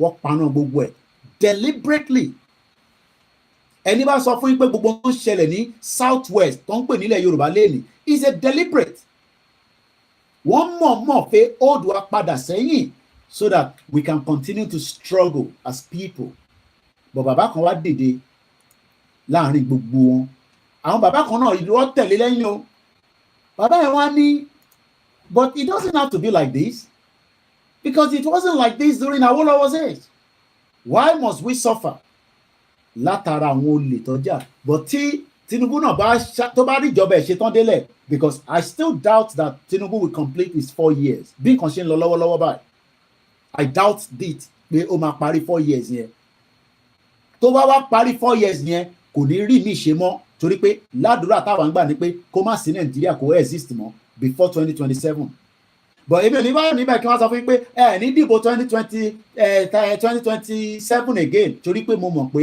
ẹ máa dìbò yẹn àdúrà tá à ń gbà ní pé kí northern part of Nigeria kó da Nigeria rú fún wa since táwọ̀ fẹ́ dàrú mo kí Pastor Mo, mo kí Senior Evangelist John, mo kí ẹ̀yin tẹ́ ń wọlé ẹ bá wa pín ètò yẹn, mo kí ẹ̀yin sisters mi tẹ́ bá rò kó máa súrú àwa èmi tí ń wá rú ọjọ́ báyìí ó ti pẹ́. So for me beauty ló jẹ́, so kò ní mi lára. I am not complaining. I will never come out and say pé hey Yorùbá nation ti sú mi o. Èmi tí ń wájọ́ ti máa ta sí gbogbo àwọn olè because èmi mọ̀ wọ́n dáadáa tó bá wá sókè. Hardly ló máa fi fún ẹ ní £200 and that £200 owó tó lè pa within 2 days tó bá kódà àwọn iṣẹ́ kan wà tó bá faṣẹ́ yẹn dáadáa wàá pa £200 a day wàá kọ́ làágùn ni. So when some of you think that all these politicians are there for your own purpose, they are not there for your own purpose. They are there for their own purpose alone and for their own families. Ẹ wo Bangladesh ta ṣàlàyé lánàá, tá bá wo gbogbo bí táwọn family tiẹ̀ wà, nephew, cousin, ọmọ tiẹ̀, they are not in Bangladesh. So ọmọ tiẹ̀, so kí ló dé tó ọmọ prime minister ò ṣe sí nínú Bangladesh kó máa practice the law? Ó ṣe jẹ́ America ló ti practice the law. They are all criminals. So kò ń ṣe Nigeria nìkan, so don't be surprised. But Jonathan nígbà tó jẹun sókè tó yó tán, mo ti rí super chat kan ti wọlé, ẹ jẹ́ a dúpẹ́ lọ́wọ́ bàbá wa tó fún wa ní super chat náà torí pé kọ́lé ìbá tún fún wa níjọ́ míì bó dẹ̀ jẹ́ ìyàwó gbọ́n mi Ṣẹ́gun ọ̀nà ẹ ṣé gan ni. Wọ́n ní Koiki the gold standard for Yoruba self-determination movement, ẹ ṣé gan ni sir. Adẹ̀kúṣẹ́ tèmi ẹ̀yin tẹ́ ṣe wà lẹ́nu iṣẹ́ akínyìn o, ẹ̀yin náà ṣe iṣẹ́ yẹn láàbọ̀. Mo kí sísítà mi wà pẹ̀lú ẹ̀wà ó tó jọ́ mẹ́ta mo rí wọn nínú broadcast tí mo ṣe lọ́sàn-án. Let's listen to how Jonathan after he has done his tenure ó wá ń rí wọn létí pé that country called Nigeria ẹ̀gbọ́n lẹ́nu ẹ̀ by that time àti prepare ọ̀rọ̀ tí bàbá kí tó ìtọ́ ní káàkà fún wa àáká yẹn àwa wọnú ètò bíi méjì mẹ́ta àwọn gbogbo eré àtàlè lọ. I might open the phone line at some point, I will say, but for now mo kí gbogbo wa pé ẹ káàbọ̀ sórí ìkànnì wa. Thinking about how we've been having this conversation about the unity of Nigeria, and I reflect back at some of the prominent statements made by some of our founding leaders, and I feel that probably this will help us to have the conversation on the Nigerian unity. I just brought forth, not to bore you, first, and I quote, not my statement. Nigeria is not a nation. It's a mere geographical expression. There are no Nigerians in the same sense as there are English, Welsh, or French. The word Nigerian is merely a distinctive appellation to distinguish those who live within the boundaries of Nigeria from those who do not. This is accredited to Chief Obafemi Awolowo, the former Prime Minister of the Western region. The second one, and I quote, it is true that we politicians always delight in talking loosely about the unity of Nigeria. 60 years ago, there was no country called Nigeria. What is now Nigeria consisted of several large and small communities, all of which were different in their outlooks and beliefs. The advent of the British and that of Western education has not materially altered the situation, and the many and varied communities have not knit themselves into a composite unit. This accredited to Sir Amado Bello, former Premier of the Northern Region. The third, and I quote, since 1914, the British government has been trying to make Nigeria into one country, but the Nigerian people themselves are historically different in their backgrounds, in their religious beliefs and customs, do not show themselves any sign of willingness to unite. The Nigerian unity is only a British intention for the country. Impediment to Yoruba development. It's the impediment to Yoruba development. Without Nigeria, we won't be where we are. 1962, we were far ahead of South Korea and North Korea. We were far ahead of China even. We had television before France. We had radio before South Africa. Now look at what we have today. I think it's a shame that even any Yoruba man can be talking about restructuring at this point in time. What are we restructuring? This country that is already shot to pieces? I don't think that's what we want. But they are always talking about giving Nigeria a chance. The patience of Yoruba with Nigeria has come to an end. Mo rí pé a máa edit topic yẹn later. A ti sọ̀rọ̀ nípa the corrupt public service. That was the week 9. A ti sọ̀rọ̀ ní pé we shall create a trustworthy and respectable judiciary. So week 12 ni à ń bá lọ, and that should be we shall craft the most appropriate constitution. Ìyẹn ni discussion tí à ń bá lọ nísìn. We shall craft the most appropriate constitution. So màá edit topic video yìí tí bá parí ẹ̀. So ẹ rí pé bàbá wa alàmọ̀ ìyẹn Professor Adébánjí ọmọ Akíntóyè, the emeritus, wọ́n ní for the reason for us to survive, we must talk about constitution. Tá bá bẹ̀rẹ̀ sí gbẹ́nulé constitution Nigeria lénìí, we will cry from now till tomorrow. But I don't want us to cry. Let us just assume that that constitution was not created because of us. It was created for a different reason. And that reason is not representing us today. So anybody tó bá sọ fún yín pé that constitution was created because of me and you, let us just tell them straight up, Moki Mr. Usman Wahab, that it is not for us. And we must literally let everybody know that the constitution that will represent us in the near future when we are having our own independent country will be a constitution that respects us, will be a constitution that would speak on our behalf. Because constitution tó ń lò ní Nigeria lénìí, known as the fraudulent 1999 constitution, I'm sure you know that it does not represent you and it does not speak for you. Kódà àwọn tó represent wọn mọ́ra wọn, and me and you, we are not part of those people. And this is the reason why we must say it, that as we are looking forward to have our independent country very soon, no constitution will be drafted that will not represent our tajẹ ìrànmọ́ Yorùbá. Ẹ má yẹ kẹ́ni kankan fúlù wa pé constitution tó ń lò lọ́wọ́lọ́wọ́ nínú Nàìjíríà, ìyẹn tí President Bola Ahmed Tinubu ń lò, bàbá tó lọ bá tó dọ̀bálẹ̀ fún yìí tó ń pè ní IBB, àwọn criminal tó ní kúrò lórí wheelchair tó wà tó máa fi jáde láyé. These are criminals, gangsters, military dictator only, that stole so much and is now living in a hilltop, whereas millions of Nigerians are suffering after he stole so much money.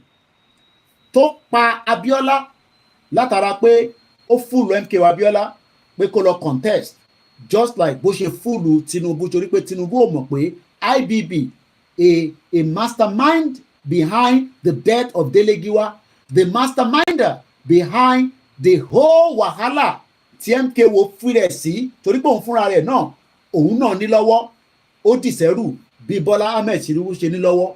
So when Yoruba people are thinking that the northerners tó ń pè ní Fulani láàrin wọn, they are your friends, I laugh.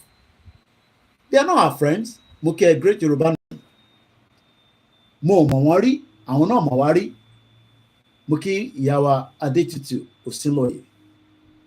And let us remember that IBB tí Tinubu ń dọ̀bálẹ̀ fún yìí, ó kàn fi Tinubu rẹ́rìn ni pé ó mọ game tá a máa gbá fún ẹ, lọ béèrè lọ́wọ́ Abiola. Kódà èmi mo sọ fún Abiola pé kó lọ dìbò, because MKO Abiola told us in multiple videos that òun béèrè lọ́wọ́ Ibrahim Badamasi Babangida pé are you sure you want me to contest for the election? Ó ní ṣé ọ̀rẹ́ ni wá now go. So Tinubu rò pé òun mú ayò ta, ó wá ń ta ayò yẹn lọ nísìn, ayò yẹn ti ha lọ́rùn. Ẹ má pìtì ẹ o, tó bá ya kó tètè padà.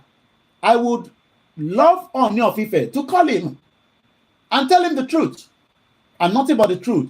Bó bá hun kábíyèsí kó máa ṣètùtù fún Bọ́lá Ahmed Tinubu, ètùtù yàn nígbà. It's a waste of time because the blood of the innocent Nigerians are now crying for the proper dissolution of the country, not to keep the country anymore. Ooni ò lè ṣe ètùtù kankan tó lè hold Nàìjíríà mọ́. Bẹ́ẹ̀ ni bàbá Adébóyè ò lè gbàdúrà kankan tí Nàìjíríà máa fi hold níbi tílẹ̀ ṣúdé. Ó lè má ṣẹlẹ̀ lọ́la yìí, bọ̀ pé Nàìjíríà ò ní dissolve ìwọ̀nba díẹ̀ ló kù. Ètùtù kan tó kù nísìn ni pé láti lè protect ilẹ̀ Yorùbá. Àdúrà kan tó kù ni pé kílẹ̀ Yorùbá kó má parun lójú wa.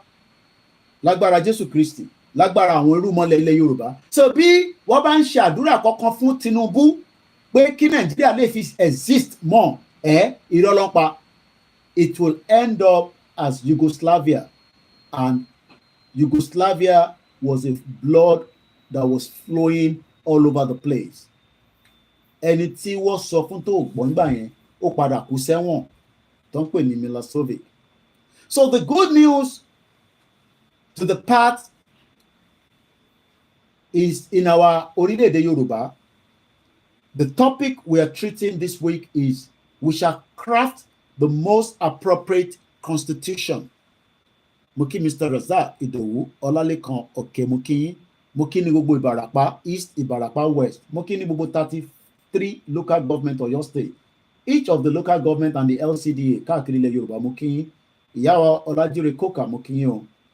Mo dẹ̀ kí ìyá wa Òjó, mo kí gbogbo ẹ̀yin grandma, mo kí gbogbo ẹ̀yin tí ẹ̀ ń darapọ̀ mọ́ wa ní gbogbo ìgbà tá a bá ń ṣètò wa láti fẹ́ gbọ́ kí la fẹ́ sọ. Àtẹ̀yin tẹ́ ń béèrè pé ìta ti sọ ti tó, bẹ́ẹ̀ ni ó yẹ kó tó lóòótọ́, àmọ́ nígbà tí èèyàn kan bá ṣe ń sọ pé náà ló create Nàìjíríà, ṣe rí pọ́rọ̀ yẹn kò tí tó. We shall craft the most appropriate constitution. First of all, we shall give our country a most carefully designed constitution. A constitution that elevates our culture and impart pride to our national institutions. A constitution that enhances our enterprising character. A constitution geared to the greatest and the best in the success and the prosperity. Because the current Yoruba state plus the state of the Yoruba part of Kwara and Kogi and Delta state are in every way product of the worst years of Nigerians' corrupt life, most Yoruba people want them to be eliminated right away. Various Yoruba groups have therefore offered proposals of the details of the desired change. The following are proposals of a special meeting of the Yoruba leaders held in November 2022. Ẹ káàbọ̀ sórí ìkànnì bàbá wa, ìyá wa, ẹ̀gbọ́n mi, àbúrò mi, ọmọdé àgbàlagbà, ìyá mi Fúnmi Fọláhàn, mo kí yín mà. Mo lọ kí ìyá wa Grandma Jọkẹ́ Bọ́dùnrin. Mo kí gbogbo yín pé ẹ káàbọ̀ bàbá wa Adéwálé. You don't have to believe in Yoruba nation, but your Nigeria that you believe in is dead, and we will make sure that the oxygen tó kù lára ẹ̀ a máa yọ kúrò so that we can bury it and we can live a very peaceful and harmony and well-respected life with a constitution that will protect and defend us regardless of wherever we are around the world. Ibikíbi tó bá ń wà tá bá wà lágbàáyé, in the near future, a Yoruba government must represent us without nothing less. The Nigeria today will not represent you. A ṣe máa wá sórí social media láti bẹ Àbíkẹ́ Dábírí pé problem wà ní Libya, wọ́n ti mú yàn nìkan ní Egypt, wọ́n ti mú yàn kan ní Cairo. Even if they have committed a crime, it is the responsibility of a government to go there and represent them. Reason tẹ́ ṣe ní embassy káàkiri gbogbo àgbáyé nìyẹn, not for them to sit and then we'll have to come on the social media to plead. So these are proposals. They are not a full constitution. So don't get hyped up quickly when you are listening to these, because we know what it takes. Atiwa two, a little bit. Constitution. No, this is just a proposal. Everybody will be told and be given a slip of how you want the constitution to work for you and your family, and you can also be part of that constitution. Kò ṣe tí IBB tí ó kọ tó gbé fún wa tó bẹ̀rẹ̀ sí máa tó Maradona gbogbo wa, which is known as the fraudulent 1999 constitution tó gbélé Jagaban yín lọ́wọ́ tó ní kó lọ máa fi ṣe country, and yet òun náà mọ̀ pé constitution yẹn kò lè ṣe nothing, but ó padà gbà látara selfish interest ti ẹnìkan, kò ro ti àwa over millions of Yoruba people tá wà lágbàáyé. And don't think you love Tinubu more than us, okay? Mo sọ lánàá, mo ní orí ẹ̀ lọ́ máa gbé padà wá sí South West tó o bá careful. Ẹ bèrè lọ́wọ́ àwọn tó ṣẹlẹ̀ sí ní tẹ́lẹ̀ tó ń pè ní àwọn ọmọ MKO Abiola, bàbá wọn padà lọ kò padà dé. Àbújá kan náà lọ padà bẹ́ẹ̀ sí, ìyẹn àwọn tó jẹ́ ọmọ MKO wa máa sọ fún yín pé Àbújá tí Tinubu wà náà lọ pa bàbá wọn sí. So ẹ má rò pé wọ́n lè pa Tinubu. They will kill him if he is not careful. Mo ti sọ fún yín, ẹ sọ fún Ṣèyí Tinubu pé wá pa bàbá ẹ̀ s'Àbújá. Àwọn tó fẹ́ pa bàbá ẹ̀ wà tí wọ́n ń wò báyìí, and they've already started. Lọ́wọ́ program tí mo ṣe lánàá. The following proposal of a special meeting of the Yoruba leaders was held in November 2022. Mo kí bàbá wa Gbàdámọ́sí Akínọlá. Mo kí ẹ̀yin tẹ́ ń wọlé o lórí Twitter space. Mo fojú pa ẹnìkankan rẹ́ lórí Instagram. Mo kí bẹ̀ ṣe ń wọlé lọ́tún lọ́sì. Number 1, that since our Yoruba language shall be the language of our new country. Ṣé kò tẹ̀ jẹ́ kí yẹn máa jẹ́ kí dùnú fún ẹ? Òyìnbó náà nísìn, èmi náà katakata ni. Tabakọ náà kótókótó ni. Àwọn tó gbọ́ náà kí ló fi ṣe? Ẹ lọ bèrè lọ gbogbo àwọn professor olè. We see them during election. Ṣé professor làwọn yẹn náà? Wọ́n dẹ̀ náà yẹn ní PhD. How politicians has manipulated them. Bí Tinubu bó ṣe fowó tó ra gbogbo wọn tán délẹ̀. Gbogbo wọn wá lè sọ̀rọ̀. So kí ló dé tá àkókò padà? Èmi náà prefer pé kí ṣe lọ kọ́ Yorùbá language dáadáa ní ṣáká. Kò sí education tó kéré. Èèyàn máa ìlú tó bá fẹ́ lọ gbé ní Germany ó máa kọ́ èdè ni. So ẹ má rò pé a dàgbà láti lọ kọ́ èdè Yorùbá. Ẹni tó bá ti mọ̀ tẹ́lẹ̀ surplus àti L plus ló máa jẹ́ fúnra ẹ̀yin, torí pé ẹ̀yin máa tètè rí iṣẹ́ ju àwa gan lọ báyìí. Torí irú àwa nísìn tó bá sọ pé iṣẹ́ yìí o wọ́n máa san 60,000 owó ilẹ̀ Yorùbá o, àmọ́ o gbọ́dọ̀ gbọ́ Yorùbá o dẹ̀ lè kọ́. Irú àwa tá a lè kọ́ báyìí à nílé apply fún.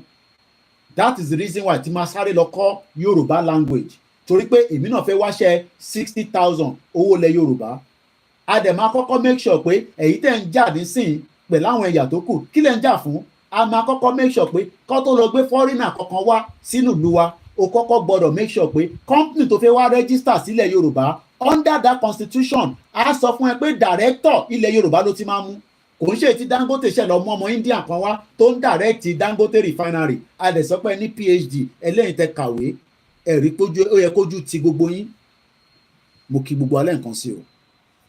That since our Yoruba language shall be the language of our new country, Orileede Yoruba, therefore tertiary units that will be called provinces or district or local government in English language shall instead be called ìpínlẹ̀ or ìbílẹ̀. So kò ní sí pé a máa ní Oṣòdì local government, no. Ìpínlẹ̀ Oṣòdì, ìbílẹ̀ Oṣòdì, èdè Yorùbá la máa fi pè é. Kò sí kankan tó ń jẹ́ English mọ́. Ó jẹ́ kí inú wọn máa dùn náà. Ṣé dádì ẹ ló ní English language?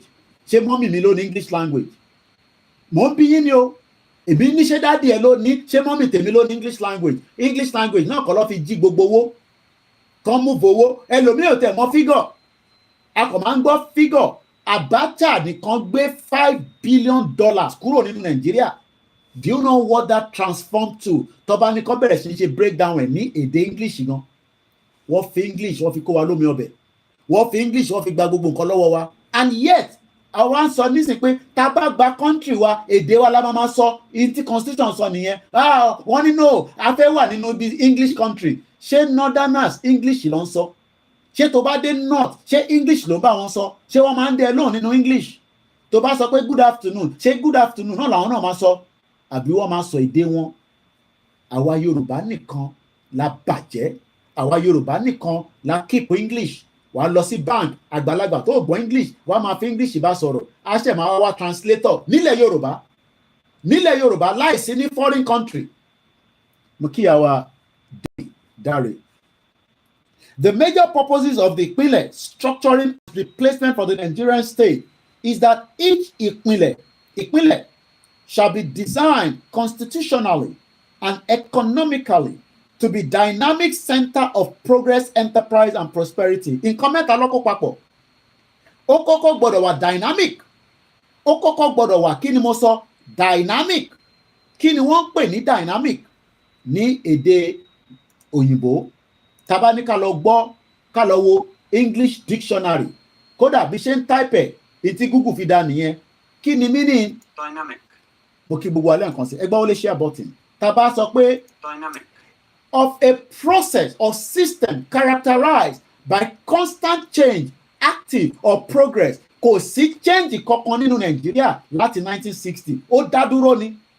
Ìyẹn lè ṣe máa wọ suit tó ti gbó lára. Even though pé boss corner lè ra suit yẹn. Ìyẹn ni ẹ fi ń sọ pé ebi ń pa yín lénìí. Instead ká sọ pé à ń wá dynamic center. Wọ́n á ní Lagos Center of Excellency. Bẹ́ẹ̀ wọ́n gba $100 million lọ́wọ́ Dangote. Pẹ̀lú ẹ̀ náà ààrẹ excellence center kankan. Ṣègbó ẹ̀kọ́ da owó yẹn padà sínú Lagos state. Kẹ́ni 24 hours constant electricity. Kẹ́ni good road, pipe-borne water and good security.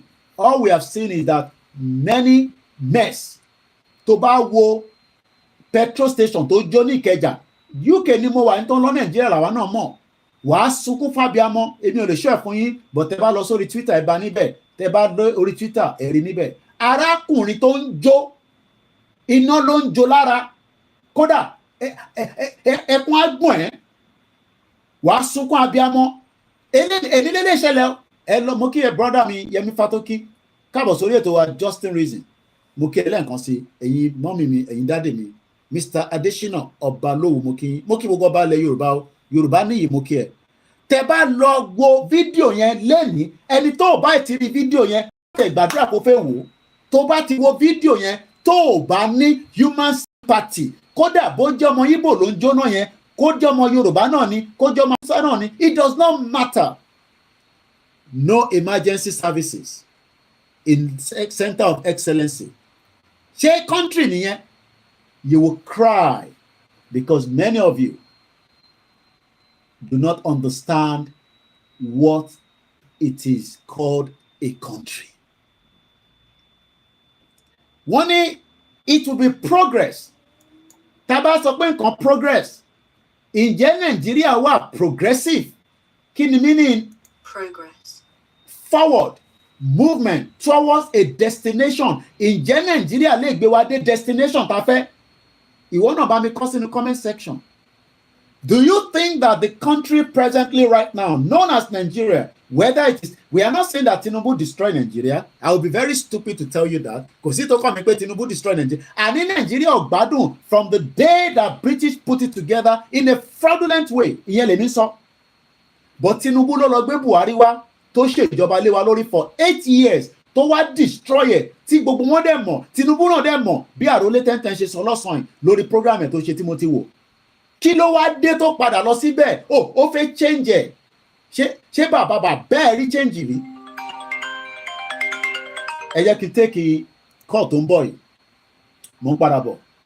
Ẹ̀yin èèyàn wa ẹ máa gbẹ́lẹ̀ lọ tí máa fi padà dé. There seems to be some confusion in Yoruba land. I see that maybe perhaps the generality of the people do not feel as passionate about self-determination. And secondly, there is all kinds of positions. Afenifere is talking about restructuring.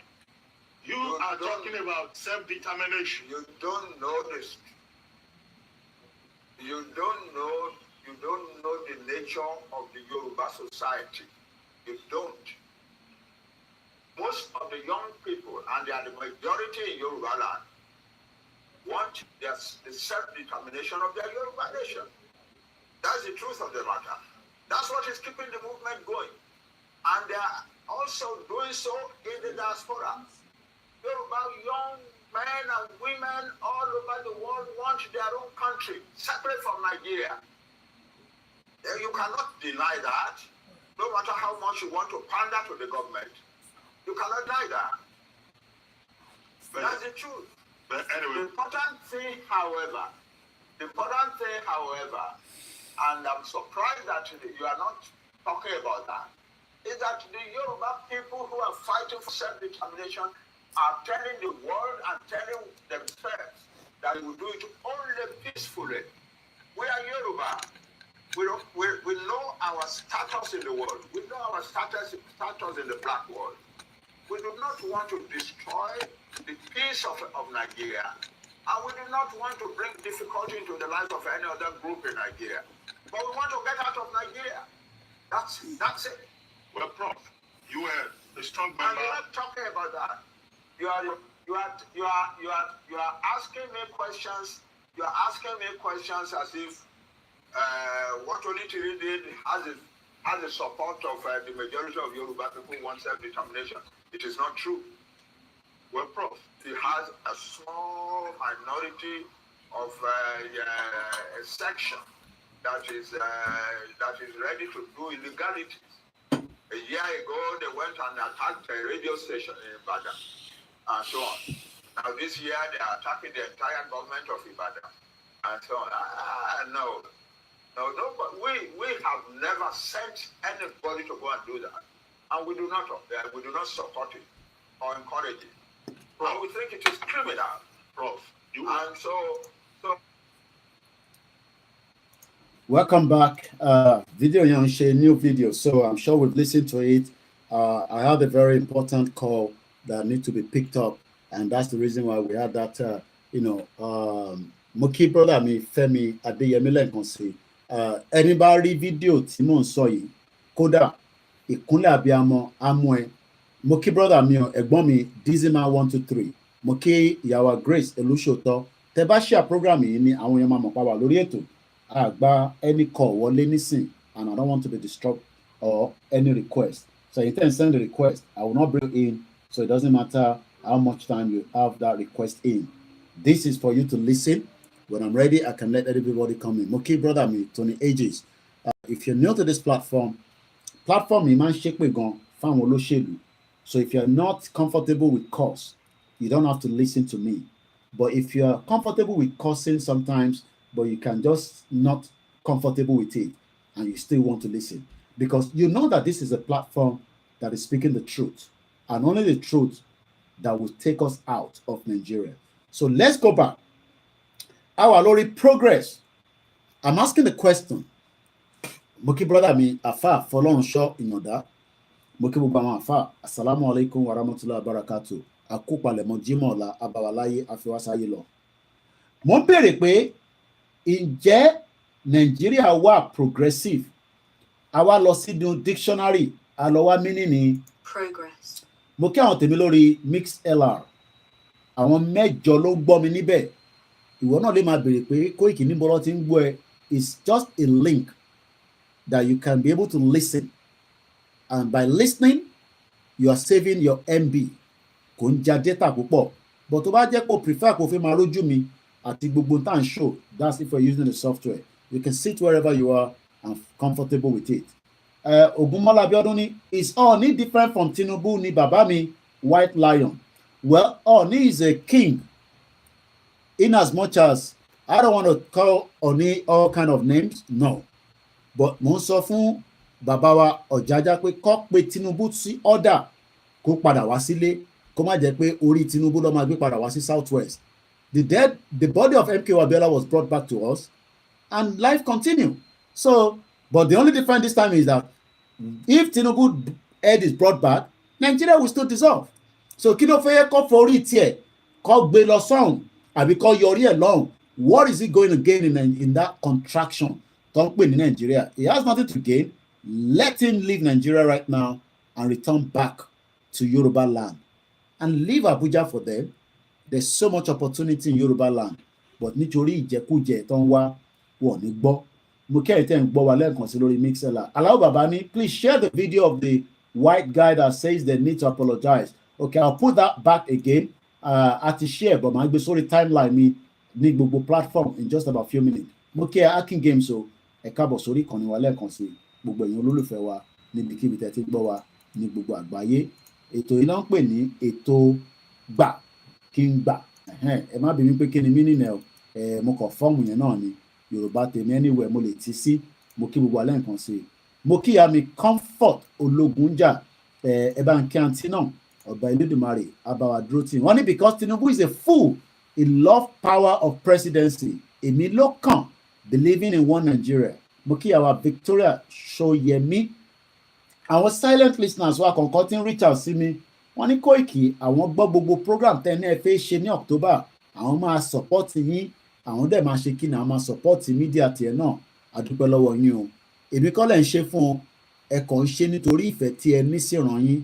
Many of you have paid to different charities for decades. So even pé ẹ tẹ̀ gbọ́ pé wọ́n sọ̀rọ̀ Yorùbá níbì kan, wọ́n sọ dáadáa, wọ́n sọ dáadáa, ẹ̀yin ò ṣe dá sí. Wọ́n kówó jẹ níbẹ̀ wọ̀ kówó jẹ. Ṣé ẹ̀yin mọ iye owó tó ń kó jẹ láwọn charity tẹ̀ ń dáwó sí? So ẹ má jẹ́ kí yẹn kó jẹ́ reason tí ẹ ṣe fẹ́ dá sọ̀rọ̀ Yorùbá nation, especially ẹ̀yin tí Ọlọ́run bùkún fún dáadáa tí ẹ dẹ̀ mọ̀ pé ẹ lè ṣe.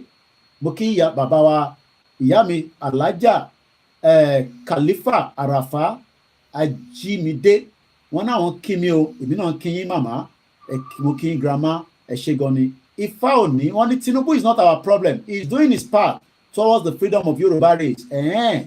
So you people want to be slave in Nigeria enterprise before independence. We still need to have our future in Nigeria enterprise. Ó dá mo rò pé number one, Ifá òní kọ́ lorúkọ yín. So number one, I don't believe you're a Yoruba man, and neither do I believe in you. Gbogbo tẹ́ ń sọ yìí, jágbajàgba ni. If you're a true Yoruba man, I need to see your proper face. I need to also know your full name. Olayomi Koiki lèmi ń jẹ́. So ọmọ Ìjẹ̀bú Òde. So ẹ máa forúkọ Fúlàní kẹ́ wá máa fi endorse Tinubu ní bíbá. So gbogbo tẹ́ ń sọ yẹn, gbogbo ẹ̀ náà ojú gbogbo ló máa já sí. You have your right to your comment, but pé ká wà enterprise nínú Nàìjíríà. So Tinubu nísìn òun ló máa gbà yín sílẹ̀. Ẹnu ẹ̀ ní gbogbo àjọ wà. Sọ pé wọ́n pa MKO Abiola, Tinubu òun ṣẹni tí wọ́n lè pa náà. Tó bá dẹ̀ pa, ọ̀pá gbé náà nìyẹn, kò sí nǹkan tá a lè ṣe sí. We told MKO Abiola, wọ́n sọ fún MKO pé kó wá jẹ UN General Secretary. Ó ní Nigerian president lòun fẹ́ ṣe. At the end of the day, he died. Bọ́ọ̀dì ẹ̀ lọ gbé padà wá sékòó. Mo kí àwa Dúpẹ́ Agboola kí ọ̀kan kan máa pe program nísìn. Ẹ má distract wa. Ẹ jẹ́ ká padà sórí Dynamic Center of Progress, Enterprise and Prosperity. Ǹjẹ́ prosperity wà? Mo kí àwa Margaret Ibijọkẹ́. Nigeria will never progress, okay? Ǹjẹ́ a lè sọ pé Nigeria wà enterprise? A máa ń gbọ́ nǹkan kan nígbà kan, hey, tá bá gbé business kan wá sí Nigeria, a máa ṣoríire nínú ẹ̀. Tá bá dá iléeṣẹ́ kan sílẹ̀, tá bá wá kọ́lé, ǹjẹ́ a lè sọ pé láti ìgbà tí wọ́n ti ń ṣe democracy ní 1999, have we really seen any enterprise in that southwest? How many business ni wọ́n operate láti 1999 tó dẹ̀ ṣì ń exist títí dìsìn nínú southwest? Ká má tẹ̀ lọ sí gbogbo Nàìjíríà. Business mélòó ni wọ́n dá léṣẹ́ sílẹ̀ ní 1999 tó dẹ̀ ṣì ń exist títí dìsìn? Mo kí ìyàwó Deborah, wọ́n ní kò sí, okay? So ìyẹn kan ṣe wá ń sọ pé Tinubu máa fún wa ní enterprise. Like I said, many people are living in denial, and until the death tó bá gbórí Tinubu wá fún yín lè máa tó understand. Ẹ rò pé àwọn náà ti ń ṣeré pẹ̀lú nǹkan tó ń bá yín fà lọ́wọ́lọ́wọ́. Wọ́n ṣẹ̀ mẹ́yẹ bọ̀ lápò ni, dúdú ni, funfun ni, òyìnbó ni, ọkùnrin ni, okúróga ni, ẹ̀ tí mọ̀. Ṣé flag lọ sí yọ fún yín?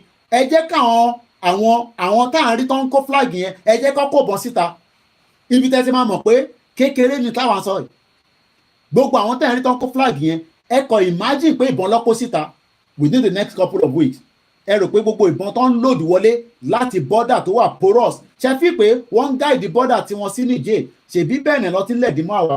Many of you continue to live in denial. Mo ní wọ́n fẹ́ bá Tinubu ja ogun, ibẹ̀ kan ni mo fẹ́ lò lálẹ́ ẹ lọ gbọ́ èyí tí mo ṣe lánàá.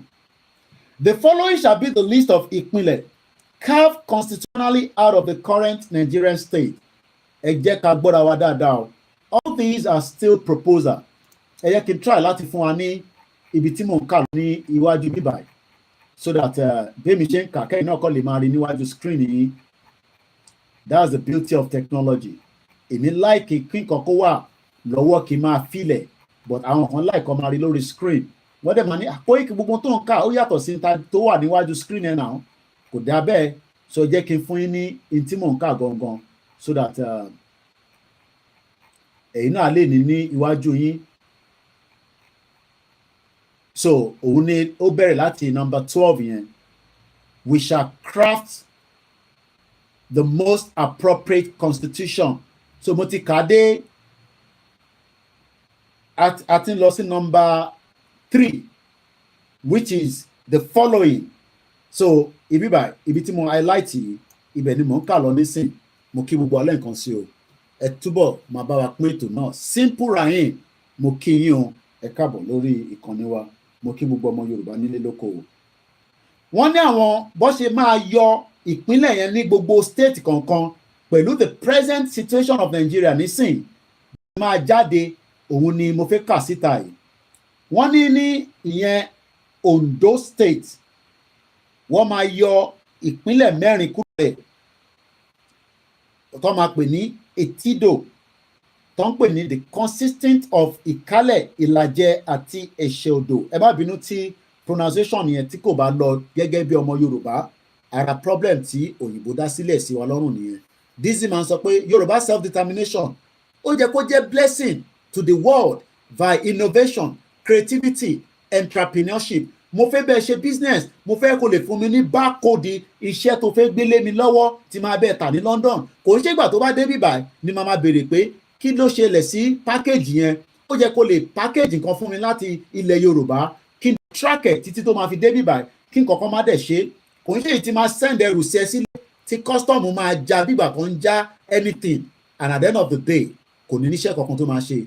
Mo kí bára wa Ọlá Àjàlá wọ́n ní there is a lot of churches company. Ẹ má yẹ ká attack church ẹ jẹ́ ká focus lórí program tá à ń ṣe. Ṣe rí church mọ́ṣáláṣí kò sí bó ṣe fẹ́ kúrò láàrin wa, ìṣẹ̀ṣe kò sí bó ṣe fẹ́ kúrò láàrin wa. Kákọ̀ educate àwọn èèyàn tó ń lọ sí church yẹn pé ọ̀rọ̀ church kọ́ là ń bá jà, mọ́ṣáláṣí kọ́ là ń bá jà. Òmìnira táwọn ọmọ Yorùbá politician àtàwọn kọ̀ọ̀kan tó fẹ́ jẹ́ ká gbà òun là ń jà nítorí ẹ̀. But a bá ń bẹ̀rẹ̀ sí attack church ṣe ló máa dàbí àtẹ́ pé àwa Yorùbá nation campaigners church là fẹ́ràn. So tá a bá délẹ̀ Yorùbá bí a máa ti church sẹ́gbẹ́ kan ẹ lè yọ church kúrò nílẹ̀ Yorùbá o ẹ lè yọ mọ́ṣáláṣí kúrò. It will be a guided institution by the country constitution. UK ni mò ń gbé bí ṣe wà yìí mo gbọ́dọ̀ attack church mo gbọ́dọ̀ attack mọ́ṣáláṣí mo gbọ́dọ̀ attack Hindu, Buddhist, kódà atheist. That is the way the system runs. So kí ló dé tí mo ṣe fẹ́ wá attack church? A kàn ń pe àwọn church ṣàkíyèsí tí bá ń pe bàbá Adébóyè kò ṣe pé mò ń attack wọn mò ń pe àkíyèsí wọn ni pé kí ni Ọlọ́run fi ń ràn wọ́n torí àmọ́ Ọlọ́run fi nǹkan kan wọ̀n wọ́n tọ́ ìtì sọ fún wa. So I know you all have the right to comment but ẹ jẹ́ ká wà very careful when it comes to this attacking the church and the mosque. Lóòótọ́ ṣèbí nígbà tá a bá busy tá a wà innovative ìwọ kò ló máa sọ fẹ́ tó máa jẹ́ kí adélẹ̀ Yorùbá nígbà tí ọmọ Yorùbá bá mọ̀ pé tóun bá lọ ṣe bí gbogbo ilẹ̀ rí fídíò tí mo ṣe lẹ́nìí nígbà tí mo lọ sí Allenby Volkswagen ṣèbí gbogbo ilẹ̀ rí nígbà tó bá mọ̀ pé o lè gun brand new car tó dẹ̀ mọ̀ pé kó tó lè gun brand new car yẹn o gbọ́dọ̀ níṣẹ́ lọ́wọ́ tá a máa fi lè recognize ẹ pé company kò gbé mọ́tò fún ẹ kó wá sanwó díẹ̀díẹ̀. Ọ̀rọ̀ church kò sẹ́ni tó máa ìwọ̀nba ló máa lọ sí church ìwọ̀nba ló máa lọ sí church. So mo kí wa lẹ́ẹ̀kan sí o. So now a ti sọ ti Ondo state wọ́n máa pín sí ọ̀nà 4 tó ń pè ní Etido consisting of Ìkálẹ̀, Ìlàjẹ àti Ẹ̀ṣẹ̀ Odò. Then Ondo consisting of Ìdànrè àti Ondo, then Àkúrẹ́ consisting of Àkúrẹ́ àti Ìfẹ́dọ̀rẹ́, then Àkókò Ọ̀wọ̀, so di mẹ́rin bẹ́ẹ̀ yẹn. Then ní Ògùn state náà wọ́n máa reconfigure into 4 ìpínlẹ̀, namely Ìjẹ̀bú, Rẹ́mọ, Ẹ̀gbá àti Yewa. Ẹ gbọ́ wa dáadáa, this is just a proposal, nothing guarantee and carry, so that kò máa wà hype out quickly pé so màá wá lọ wà lábẹ́, because ìyẹn ló máa fẹ́ mú nǹkan tí kò necessary wá. Ọ̀yọ́ state will be reconfigured into 4 ìpínlẹ̀, namely Ọ̀yọ́ and Ògbómọ̀ṣọ́, Òkè-Ògùn, Ìbàràpá and Ìbàdàn. Ọ̀ṣun state, tẹ́ bá wo to the left hand side yín, ẹ̀yin tẹ́ wà lórí screen, ìyẹn ni mò ń kà lọ́wọ́ nísìn, to the left hand side of the screen, ibẹ̀ ẹni tí mo highlight yẹn ni mò ń kà lọ́wọ́ nísìn. Ọ̀yọ́ state will be reconfigured into 4, mo ti kà bẹ́yẹn. Ọ̀ṣun state will be reconfigured into 4 ìpínlẹ̀, namely Ifẹ̀, Ìjẹ̀ṣà, Ọ̀ṣun, Ìgbómìnà. Lagos state will be reconfigured into 4 ìpínlẹ̀, namely Badagry, Mainland, Island and Awori. Ekiti state will be reconfigured into 4 ìpínlẹ̀, namely Ekiti Central, Ado-Ekiti, Ìfẹ́lódùn, Ìrẹ́pọ̀dùn, Ìdó, Gbóyin, Òmò, Ọ̀mù. Ekiti South, Ìkẹrẹ́, Ìṣẹ́, Ìmùrẹ́. Ekiti West, Ìláwẹ̀, Ògùntún, Àrá, Ẹ̀fọ̀n, Ìjẹ̀rò. Ekiti North, Ọ̀tún, Ìtàjì, Ìṣàn, Ọ̀yẹ́, Ìkọ́lẹ̀. The Yoruba district of Kwara state shall remain as 1 ìpínlẹ̀. The Yoruba district of Kogi state shall remain 1 ìpínlẹ̀. Ìṣẹ̀kírí 1 ìpínlẹ̀. It should be emphasized. Ẹlòmíì ò mọ meaning emphasize o, ẹ jẹ́ n ṣàlàyé fún yín. Tó bá sọ pé emphasize again that the above are proposal, kò ń ṣe pé lè la máa lò kábádélẹ̀ lérí o, because some of our people ìyẹn lẹ máa mú nísìn, èyí tó jẹ́ a backing of intern discourse, bí a ká tún ṣe báyìí, bí a ká má ṣe báyìí, ìyẹn lè ká sọ èmi ò lè jọmọ Ọ̀yọ́ kí n wá lọ wà lábẹ́ Ògbómọ̀ṣọ́ o. No. Let's not get hype out quickly. The first thing is get the hell out of Nigeria. Then gbogbo tó máa jẹ́ constitution wa will be something that we will all be involved electronically. Technology ti kọjá ntẹ́ ń sọ yẹn. Mọ́tò tí mo gùn lénìí, èmi gan mọ̀ pé mo gun mọ́tò. Ẹ mọ̀ pé mo ti gun mọ́tò tó jẹ́ mẹ́ta. Àwọn mọ́tò tí mo ń gùn lẹ́nu jẹ́ mẹ́ta, èmi gan rí pé àṣà àwọn tó ń gun mọ́tò, nǹkan ti yàtọ̀ gan lára mọ́tò. Ọlọ́mọ ẹ̀kọ́ ló ẹ̀ má tẹ̀ jẹ́ Dundee sínú London láti over 3 years. Ìgbà mi ti bá wọnú mọ́tò mi, ìgbà máa pa kí ibo ni bọ́tìnì lè wà. Nǹkan ti lọ. Ìwọ wà níbi tí ìlú kan ti constitution kan náà fi ń govern Nàìjíríà, olè ni rọ́ ni mò ń pa. Ṣọmọ power journalist ànílọ́wọ́ tó pọ̀. Mo kí brother mi, ó yẹ kí n ti kí ẹ wà látàjíṣẹ́ pé mo sì jáde láyé. Ọlọ́run ọba Elédùmarè bá ń foríjì wọ́n. And I'm sure you're back to London now. I should have called you. Wà látàjíṣẹ́ fún mi. Ọlọ́run foríjì alájà. Gbogbo àwọn ìyá yẹn ọ sọ́fà Nàìjíríà náà ni. I'm sure ó jẹ́ kí àwọn ìyá kọ̀ọ̀kan ṣì wà láyé, but Nàìjíríà ó ti mú ọ̀pọ̀lọpọ̀ ẹ̀mí lọ. Má get hype out nípa constitution Nàìjíríà. Sórí constitution Nàìjíríà ó lè ní, but tí constitution lẹ Yorùbá ó gbọ́dọ̀ jẹ́ pé àwọn ọmọ Yorùbá la decide pé nǹkan ta fẹ́ nìyẹn, kò ń ṣe èyí tí Babangida àtàwọn olè Abdulsalam and the rest of them to put together. Prince Adebayo Shitumokin. It should be emphasized again that the above proposal represent only proposal by one meeting, though a very important meeting. Inú meeting kan ló ti propose eléyìí, kò ń ṣe pé òun la máa tender. Ṣé rántí pé àwọn public service agents, àwọn tó ń ṣiṣẹ́ pẹ̀lú government, wàá kọ proposal, wàá gbélé wọn lọ́wọ́. Wọ́n ní okay, Mr. Koiki, proposal yìí dẹ̀ dá o. Ẹ padà wá lọ́la, wàá wá duplicate ẹ̀ tó bá dé láàárọ̀ ọ̀la. Nígbà tí mo gbé fọ́gà, ṣe lọ̀gá ní no. Àfẹ́ báyìí. Tí wọ́n bá wá lọ tán, bọ̀ pásítọ̀ yẹn dẹ̀ gbàdúrà pé tí bá débẹ̀ yẹn, wọ́n máa gba proposal mi. Tó bá wá lọ sọ́dọ̀ pásítọ̀. Pásítọ̀ ni wọ́n gba proposal ẹ̀. Bọ̀ wọ́n ti gba in tó dùn kúrò lára ẹ̀. Òun lọ̀rọ̀ gọ́gọ́gọ́gọ́ yẹn máa ṣàlàyé fún yín nísìn. Ṣé rí gọ́gọ́gọ́ tí à ń kà yẹn ta fi ń jó yẹn, Ọlọ́run jẹ́ kí èmi tún bá wọn jó mọ́ o. Mo ṣe ti lọ find the full meaning. Hussaini Rufai tó ń ṣiṣẹ́ ní Arise TV òun ló summarize ẹ̀. Ṣẹ́rí gbọ́gbọ́gbọ́gbọ́ olè ní tí ó jẹ́ lára problem tá à ń face nínú bloodless, tasteless, lifeless, because Buhari la sọ pé wà lifeless, Tinubu kan ti wà lifeless ní Tinubu báyìí. Wọ́n ti gba gbogbo tó wà lára ẹ̀, kò ní power kankan mọ́ nínú Àbújá yẹn, wọ́n ń control ẹ̀ bí remote ní báyìí. Ẹni kó dún ẹ sọ fún Tinubu kó sọ fún àwọn sójà kó lọ sí north kó lọ gba gbogbo flag lọ́wọ́ àwọn ọmọ Russia, àwọn northerners. Ẹ tó máa ṣe fún under house arrest ní Tinubu wà báyìí nísìn. Ẹ máa sọ pé rọ ni mò ń pa, ó máa tó yé gbogbo wa. Ṣé mọ̀ pé wọ́n tètè sọ fẹ́yìn èyí tèmi sọ fún yín nígbà tí mo ní ká má ṣe election, ẹni kí n ṣọ́tọ̀ pé election máa wáyé, a máa ṣe election yẹn, a máa dìbò, a máa wọlé. Ọlọ́run dẹ̀ ṣe gbogbo yín ti dìbò, ẹ ti wọlé báyìí. Now mo fẹ́ gbé ọ̀rọ̀ gọ́gọ́gọ́ yẹn wọlé kí n tó gbàgbé, torí pé ọ̀rọ̀ constitution Nàìjíríà fraud ló bá dé.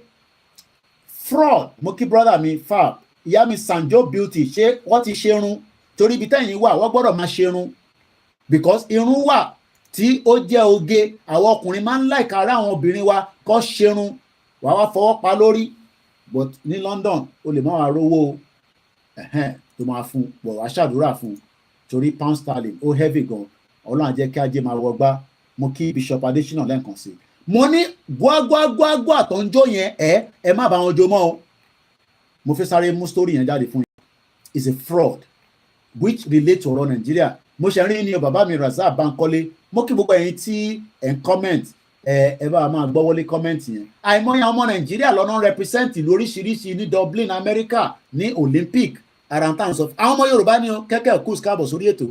Many Yoruba people wọ́n káàbọ̀ bàbá wa Ibrahim Ọlálékan, wọ́n represent ìlú mi, wọ́n náà wọ́n represent Nàìjíríà. Mo ní Nàìjíríà kì í ṣe country, it's lifeless, dead, and it is not going to work.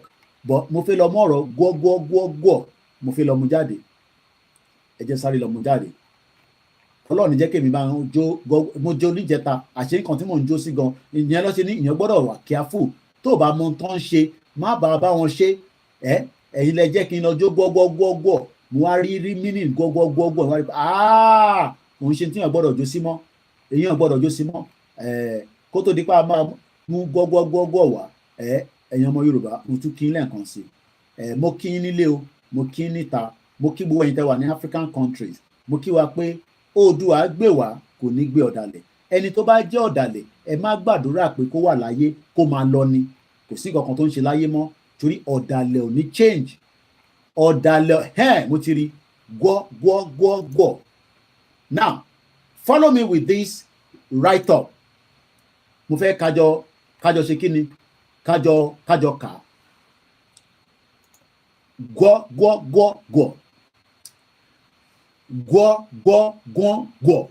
Mo ti kọ́kọ́ gbọ́ lọ́dọ̀ Simon Ekpa through audio kan tí mo pè, but Simon ò ṣàlàyé ẹ̀dẹ́lẹ̀ dáadáa, but nítorí pé kò ń ṣe full video, brother mi yẹn ó kọ̀ yọ díẹ̀ nínú video yẹn by audio ni, but ẹ farabalẹ̀ kẹ́ gbọ́ tó ń jólé. Instagram yẹn ti tán, ẹja sáré start ẹ̀ padà so that káwọn tó wà níbẹ̀ kọ́ má lè mísìn kankan. Mo kí gbogbo alẹ́ nǹkan sí o. Yorùbá nation no going back.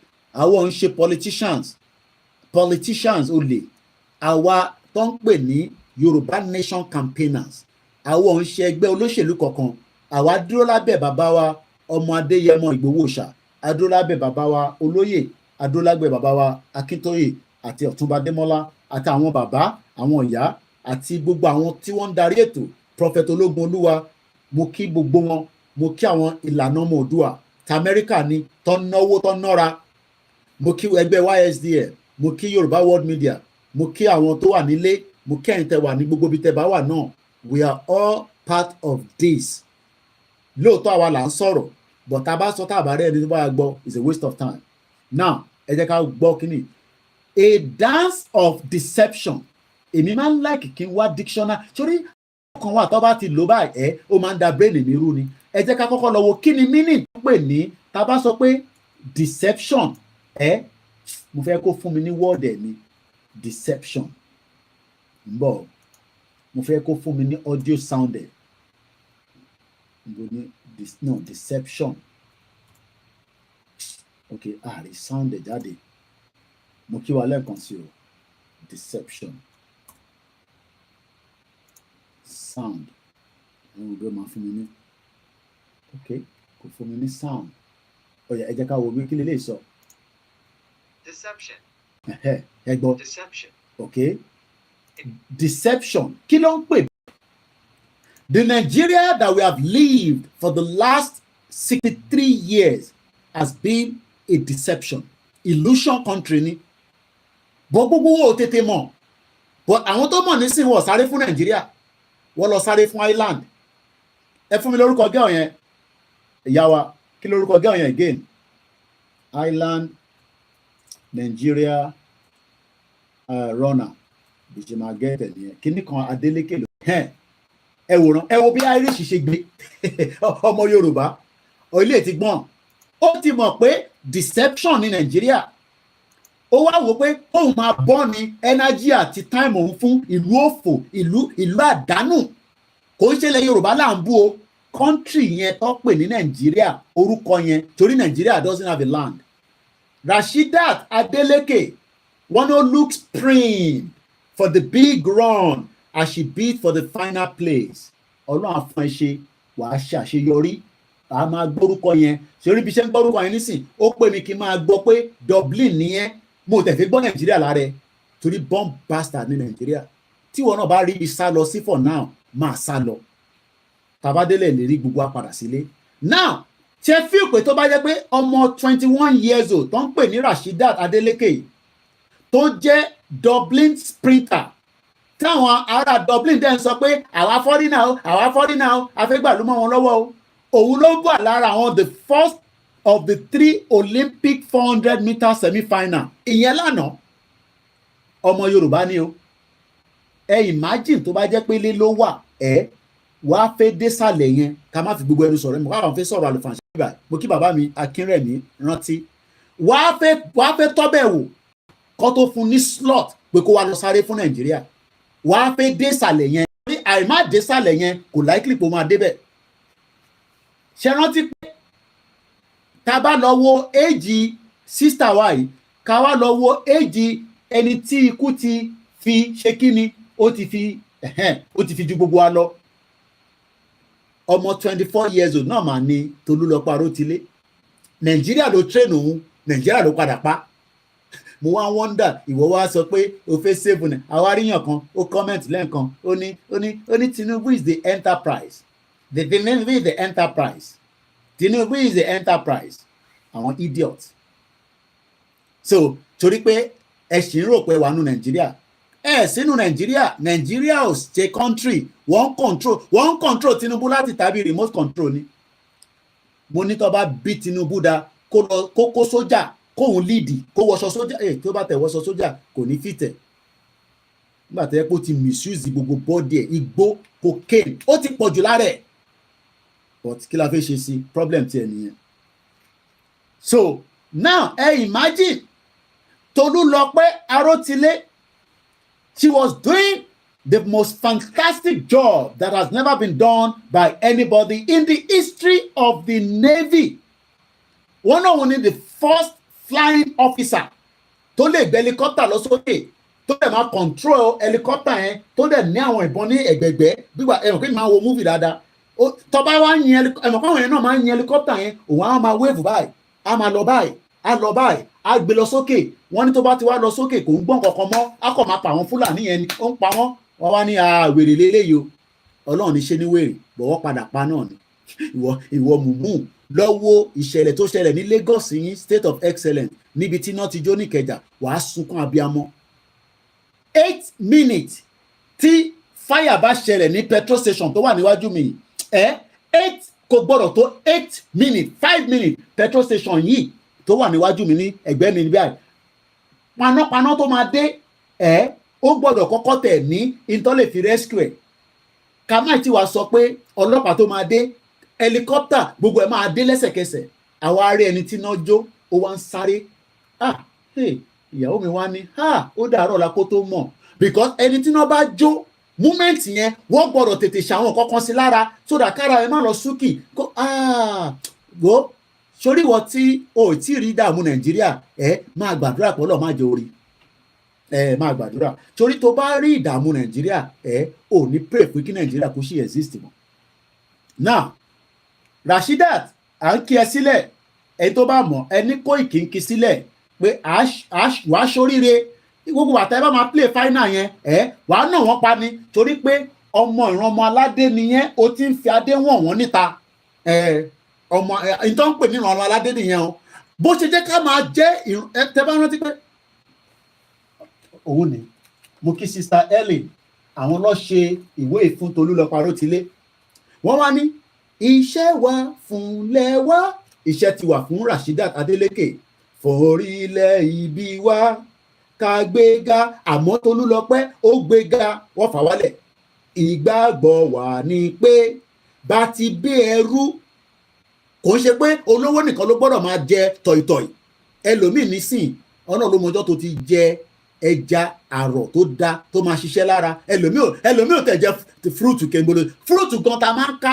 mo rántí nínú ilé wa lọ́gbà ilé wa nínú ilé pọ́psí mi àwọn fúrúùtù kan wà wàá kọ́ gùnkè lọ brọ́dà mi kan tẹ̀ ṣubú látòkè ńjọ́ kan náà ó ti pẹ́ báyìí ó forí lálẹ̀ wàá lọ sókè wàá ká fúrúùtù ó wá di pé fúrúùtù gan ẹ̀rí fúrúùtù jẹ mo ní gbogbo yín máa ń wò bẹ́ni tó sick ojú yín bí àwọn fámìlì yóò sọ fún yín wọ́n fẹ́ jẹ́ kí inú máa bí yín ni ojú yín bá ṣe máa ń rí yín ó máa ń mú ìbànújẹ́ wá bá wa because ẹ sick but kò ń ṣe pé ẹ sick Nàìjíríà ló jẹ́ kó rí bẹ́ẹ̀ wọ́n wá ní ìgbàgbọ́ wà ní pé bá ti bí ẹrú la bọ́ mọ́ àwọn ti Nàìjíríà wá ní náà ẹrú ni gbogbo yín máa ṣe bàbá Kító ìwà ni ẹ má jẹ́ ká ṣẹrú mọ́ ẹ jẹ́ ká lọ gba ìpínlẹ̀ wa padà ká máa sọ èdè wa ká ní ìpínlẹ̀ tá a máa lè ṣe pé àwa ọmọ Adó Èkìtì ìyà gbọ́dọ̀ jẹ́ kí ni ọmọ Adó Èkìtì fi gbọ́n lọ sí Lagos fún nígbà tí nǹkan bá ń wọ́ọ̀kì ládó Èkìtì kí ni ẹni tó wà ní ìpínlẹ̀ Ọ̀yọ́ Ògbómọ̀ṣọ́ kí ló ń lọ sí Kwara àfi tó bá jẹ́ pé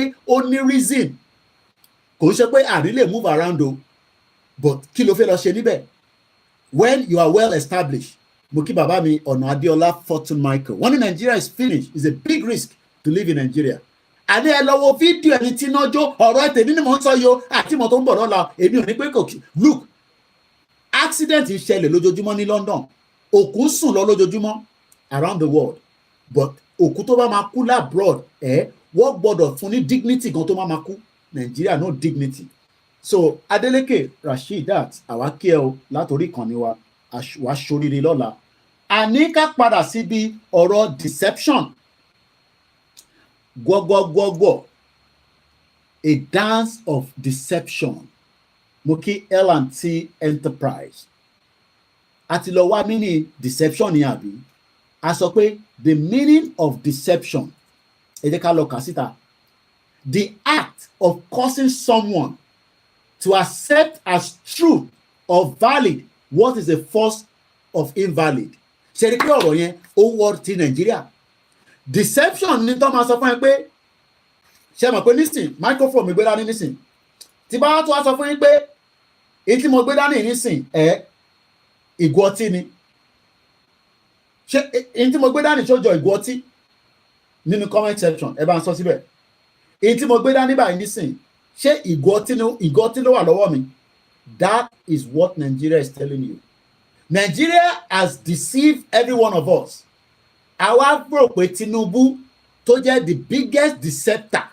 the biggest liar the biggest illusions the biggest fraudster the biggest criminal bó máa wá gbà wá sílẹ̀ ṣe rí i pé gbogbo wa ti wọ one chance ẹ ṣe gan ni Pastor Mo brother mi fa wọ́n ní German team has borrowed Nigeria cyclist a bicycle to train she does not have one wọ́n ní Germany ló rescue wa ríran Germany ló rescue Nigeria wọ́n ya ní kẹ̀kẹ́ mo kí brother mi Anthony Badejo má ṣe how did we even get mo kí OBJ èní ní birthday gbogbo ẹ̀ tẹ́ ń ṣọjọ́ bí náà lé ní mo kí yín kọ́lọ́ bá wà pẹ̀lú ẹ̀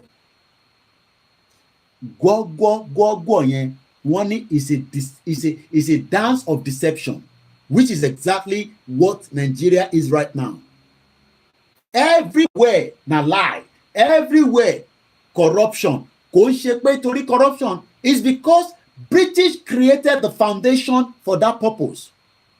Britain, one more point dáadáa. So let's quickly read it because of our time. Again, a gbọ́ngbọ́n yẹn wọ́n ní a dance of deception. Oseni Rufai òun ló kọ síta. This dance has been trending for days at every nook and crannies of the social media platforms. Ẹ mọ̀ pa máa ń gbà nǹkan bí wèrè ni. Ẹ mọ̀ máa tá bá ti rí nǹkan báyìí gbogbo èmi náà jó ní bíbá àṣejó tí mò ń jó ijó ọlọ́mọ ayẹ kí n tún bá wọn jójú ẹ̀rìn yẹn mọ́. Mo kí n lẹ́ẹ̀kan sí eléyìí kì í ṣe ìgò ọtí àbí microphone ni ó dà bẹ́ẹ̀. So at least àwọn èèyàn sọ pé microphone ni kò ń ṣe ìgò ọtí but Nàìjíríà tó bá ní ìgò ọtí lélẹ̀ wọ́n tún máa sọ fún ẹ pé microphone náà ni wọ́n dẹ̀ fi jẹ́ kó accept it. Everyone wants to dance that dance of twisting of waist, raising of one leg, turning thereafter to pursue themselves in a very comical manner. But kí ló wà behind the gbọ́gbọ́gbọ́gbọ́n? Ẹni tó kọ́ òun mọ̀ pé tóun kọ́ wọ́n ti yọ adùn àti purpose tó fi kọ́ àwa mọ meaning ẹ̀ mọ́. Iṣẹ́ tí journalist máa ń ṣe nìyẹn, ara iṣẹ́ tèmi náà ń ṣe nígbà nìyẹn. À á lọ investigate kankan investigation yẹn you want to make what do you want to make for me too. Oúnjẹ alẹ́ màá ṣàjẹun náà mo sí Nàìjíríà èmi mọ tèmi máa jẹ ìwọ náà Ọlọ́run jẹ́ ọmọ tó máa jẹ. Now bàbá tó kọrin yẹn wọ́n ní 90+ ni but Ọlọ́run tó fẹ́ tún mú àṣírí Nàìjíríà jáde òun ló jẹ́ kórin yẹn jáde. But for the fact that àmọ́ full meaning akọrin pọ́n ṣà ń jó wọ́n gbẹ́sẹ̀ sókè meaning ẹ̀ lẹ́fẹ̀ẹ́ gbọ́ nísìn. Ó wá ní I sat down to look at the sense in the dance as popularized by Brain Jotter. Ìyẹn ẹni tó gbórin yẹn jáde tó fi di pó popular ìyẹn ti paṣu lórí ẹ̀. Mo rò pé fún bàbá yẹn lówó ó ti paṣu gidi lórí orin yẹn. All I could see was grandiose instinct of the masses and the crave to join the bandwagon. Mo ní Yorùbá nation ọmọ Yorùbá tún máa sọ fún mi pé kí ni mo mean by Yorùbá nation because bandwagon APC àti PDP ló ń tẹ̀lé. Bandwagon APC àti PDP pé Nàìjíríà go better òun ló dúró sí. Even though pé parent ẹ̀ nígbà tó máa kú wọ́n sọ fún pé má believe ní Nàìjíríà mọ́ but nígbà tó ti kú ó sì believe in one Nàìjíríà. Now what is gbọgbọgbọ ingwo? What is gbọgbọgbọ ingwo? Ẹ jọ̀ọ́ ẹ bá mi rìkọ́dì bíbà kẹ́ lè bá wa pín síta kọ́mọ Yorùbá kankan kó má bá wọn jó gbọgbọgbọ igun ọmọ torí pé fraud Nàìjíríà òun ni wọ́n fi ṣe orin yìí nígbà tó kọ yẹn is a deception. What is gbọgbọgbọ ingwo? Gbọgbọgbọ ingwo was just part of the lyrics that is filled with a rich meaning and a moral lessons.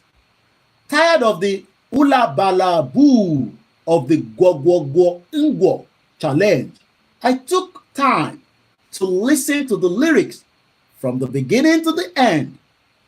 Gently Mike Ejaka is indeed a minstrel who knows his anus with a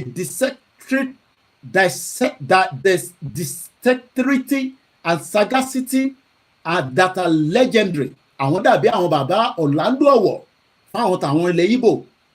I wouldn't know what he had in mind telling such a story. Àwa ń sọ tiwa nísìnyí, à ń sọ ìtàn yẹ Yorùbá báyìí. Àwọn kan nítọ̀ tá à ń sọ yẹn pé ká dànù ká save Nigeria. Save Nigeria into your anus. It shone to my mind with the lesson that made me shed tears. Listen to the storyline. There was a bet from the king. Wọ́n ní wọ́n gbé owó sílẹ̀. Ṣé rántí pé bẹ́ẹ̀ náà ṣe ń ta bàbá Ìjẹ̀bú? Bet Naija. Tẹ̀mí rò pé inú ẹ̀ ló máa fi dolówó. Náà sọ fún mi pé tílẹ̀ Yorùbá bá ṣiṣẹ́ kò ṣe pé tó bá fẹ́ ta tẹ́tẹ́ lọ́jọ́ iwájú o lè ta bọ̀ kọ́kọ́ tẹ̀ ní government tó máa look after. Listen to the storyline. There was a bet from the king that anybody that can bring an elephant to him will marry the king's daughter. Ṣebí wọn náà fẹ́ fẹ́ àwọn ọmọ politician, òun lọ bá wọn fọbọ́, òun bá wọn lu pátá, ṣe gbogbo ẹ̀. At the end of the day, nígbà kan máa fẹ́ra wọn, wọ́n gbé ọmọ Ajímọ̀bí, wọ́n jù lọ sí north. Wọ́n gbé ọmọ kìíní kan, wọ́n jù lọ sísàlẹ̀. Wọ́n bẹ̀rẹ̀ sí fẹ́ra wọn. Ìwọ tó rò pé wọ́n lọ máa fẹ́ tó ń ṣe bọ̀ìbọ̀ì wọn, wọ́n gbẹ́ sẹ́gbẹ̀ẹ́. Nígbà tó wá ní adádì, ojú mi dẹ̀ wà lọ́mọ. Má jẹ́ kójú ẹ̀ wà lára, má jẹ́ kójú ẹ̀ wà lára Bímpé ti lẹ́ni ta fẹ́ fún. Àwọn ọmọ tó wà lójú títì yẹn, ó rí kankan múnú wọn. Wá ní kó lọ wá àwọn ọmọ tó wà lójú títì. Àbí bẹ́ẹ̀ kọ́ ló sọ fún wọn náà. Now, wọ́n ní ọba sọ pé ẹni bá lè bá wọn mú erin tó ń pè ní elephant tó bá lè mú dé palace, òun máa fún lọ́mọ òun.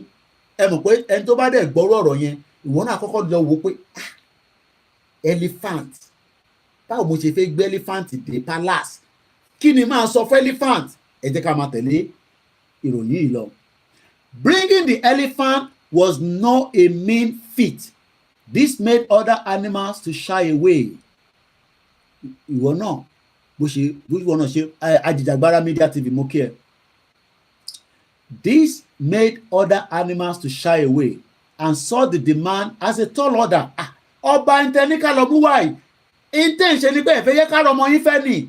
Kàkà ká má fẹ́ mọ yín, ẹ jẹ́ ká kúkú lọ fẹ́ àwọn tó wà lójú títì, àwọn sérékodé, àwọn gba síbẹ̀ kó yọ jáde tó máa bímọ fún tó máa sá lọ. Bàbá tó bímọ tó lè dúró tọmọ ẹ̀ nílẹ̀ Yorùbá lẹ́nìí. Àwọn bàbá ti wá dúró ti gbogbo àwọn ọmọ wọn ni. Wọ́n rán àwọn ọmọ wọn lọ sí school. Private primary school ni mo lọ tó ń pè ní Onward Nursery and Primary School. Ó ṣì ń bẹ ní Sùúrùlérè. Mo fi ń proud dọ̀la ni. Ẹ̀yin bímọ nísìn ẹ rán ọmọ lọ sí public school. Ní kẹ́ rán ọmọ yín lọ sí private. Just ordinary public school. Ẹ rán ọmọ rán lọ síbẹ̀. Ẹ wá ń jó gbọ́ngbọ́ngbọ́n kọ̀ káàkiri. Ó jẹ́ gbọ́n kan tó kọ́ sínú mínì gbọ́ngbọ́ngbọ́n yín. The tortoise, ọlọ́gbọ́n ìjàpá, òun wá sọ pé ká mú elephant wá. Ìyẹn ló easy jù. The tortoise, in his crafty and deceptive nature, went and told elephant lies. Lies were to pleasant. The elephant could not but fall for it. Ní mo kí yàrá títí lọ láṣọ káàbọ̀ Ọkọ̀yà Fọláyọ̀. Èyí tí dátà yìí bá tán ẹ má bínú ẹ̀rà mí sí. Mo kí bàbá wa Frank Olúṣọjí. Mo ṣe máa kà á láì kí àwọn èèyàn kankan torí mo ti ń kà á tí mo tún ń ṣe analysis lé lórí torí mo fẹ́ kó yé yín torí tí bá kọ̀ ká gbùrùgbùrùgbùrù kò ní yé yín. Lẹ́ẹ̀kan sí ọba ní ọba ó dàbí kí kábíyèsí Ọọ̀ni of Ifẹ̀ Ọ̀jájá o mo ṣí fìlà o kọ́ wa ní ẹni bá lọ mú erin wá màá fún yín ní ọmọ ìkànnà àwọn ọmọ ọba ẹ mọ̀ kó wá máa sá lọ owó akọ ẹni ta ló lè lọ mú erin wá.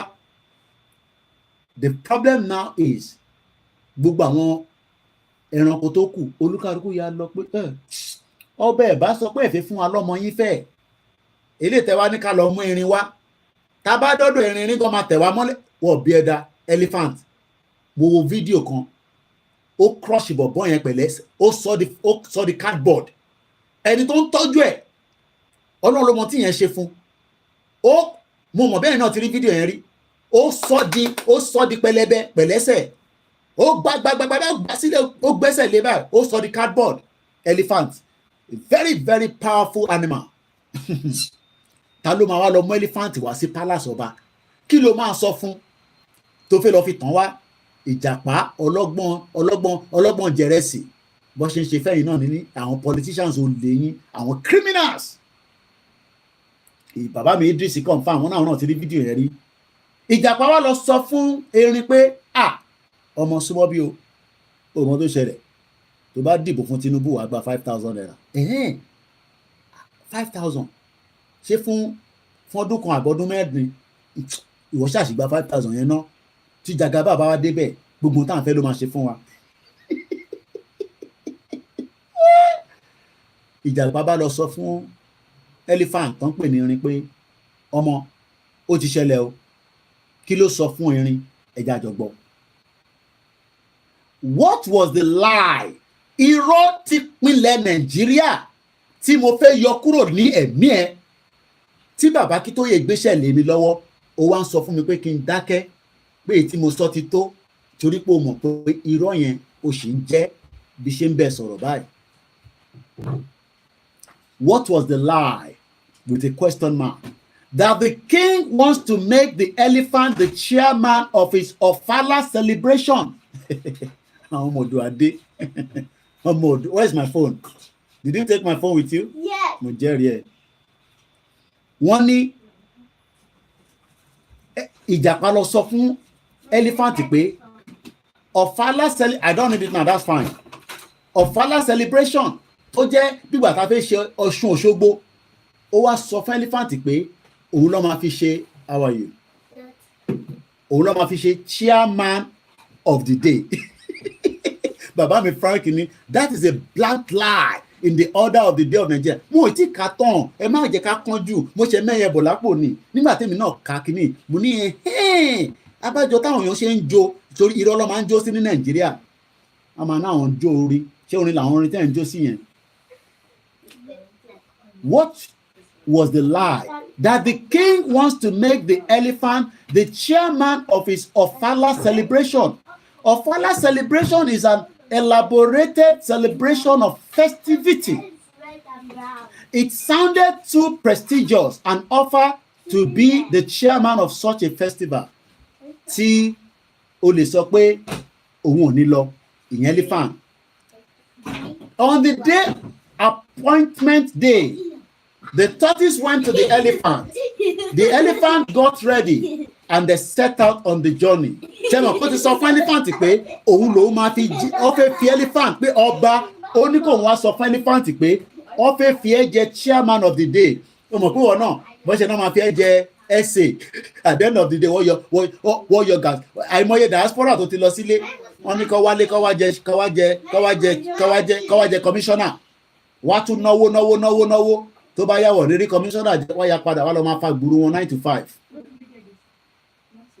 Now, nígbà tó dọjọ́ yẹn, ìjàpá tún lọ rán elephant létí pé ó ti di ọjọ́ yẹn o. The elephant now got ready and they set out on the journey.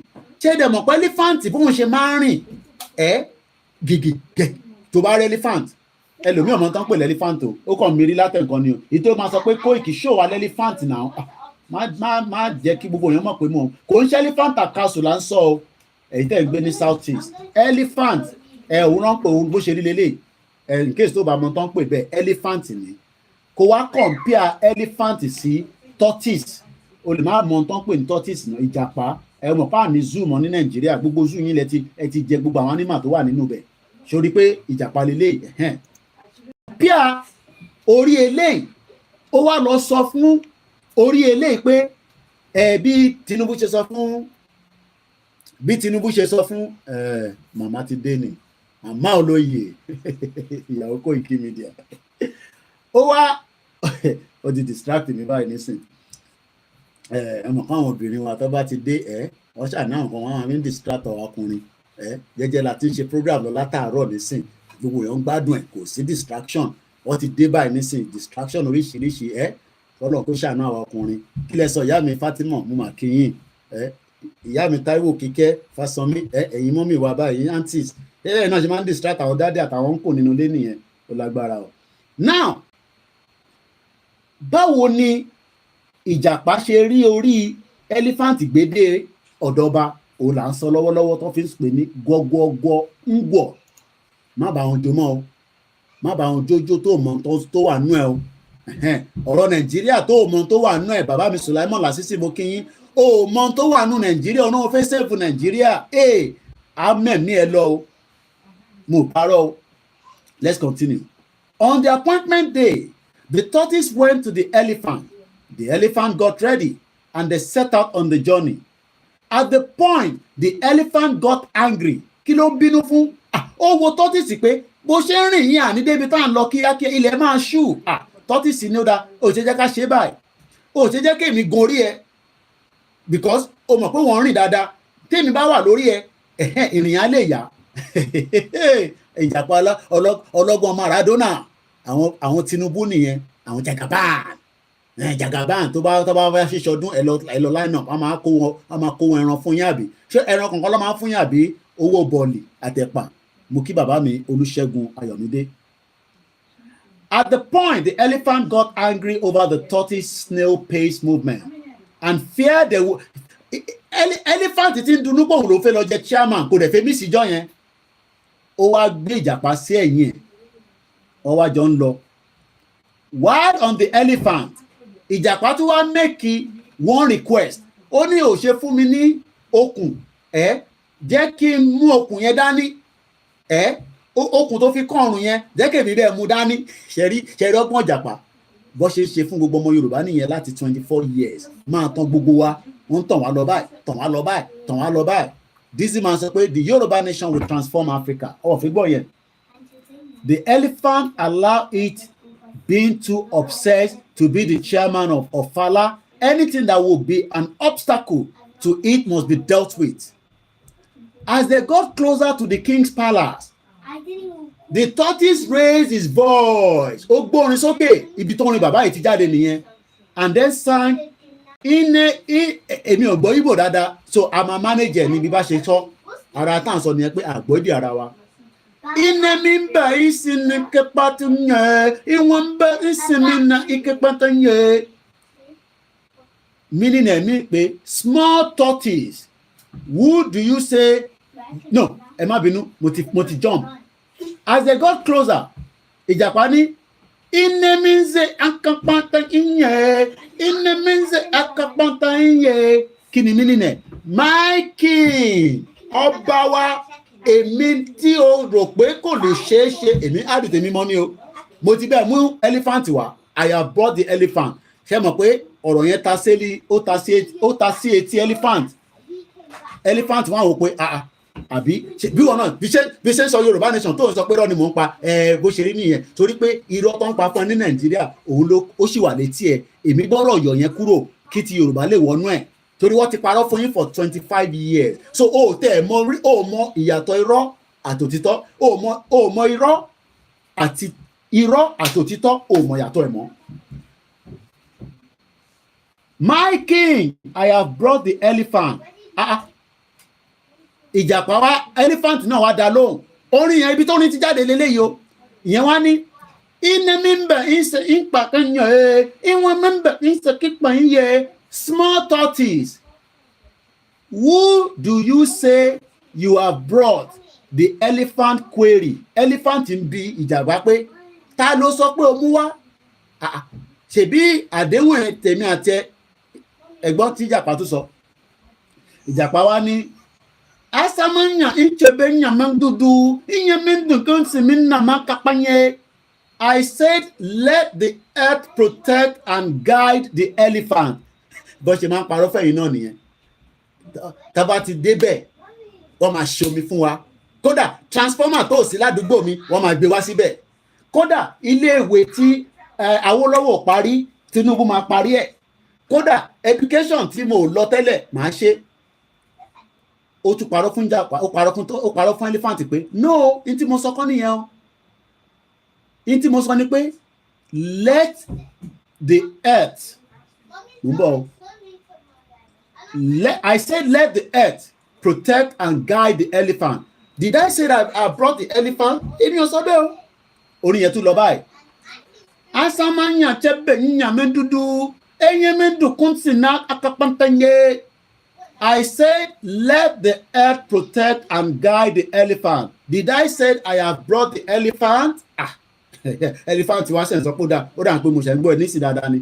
Ìyẹn náà wá lọ báyìí pé ọkọ wa nyàmá gbádùn sukuchuku akọ wa nyàmá gbádùn subichuku. It is not the elephant that will be the chairman. Ẹyin naga nzu gbọgbọgbọ ngwọ ìyẹn nìkan la ṣáà mọ̀ nínú ẹ̀. Elephant continue to go, we are behind you. Gbọgbọgbọ ngwọ. Now, what do you make out of this story? Question mark. So many question mark. For mine, it is a reflection of deception the Nigeria poor masses experience in the hands of our tricky political class. The elephant represents the poor masses. and the tortoise, the political class that comes with all manner of deception, tricks, manipulation. They come to us, the poor masses, like the tortoise came to the elephant every election year with hopeless hope, fake promises, manipulative tendency, while leading us to places of doom, destruction, hardship, shame, economic slavery, as we dance,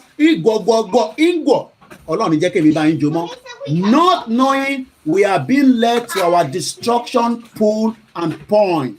By the size, just as the elephant is 30 times bigger than the tortoise, so are the masses bigger than the political class.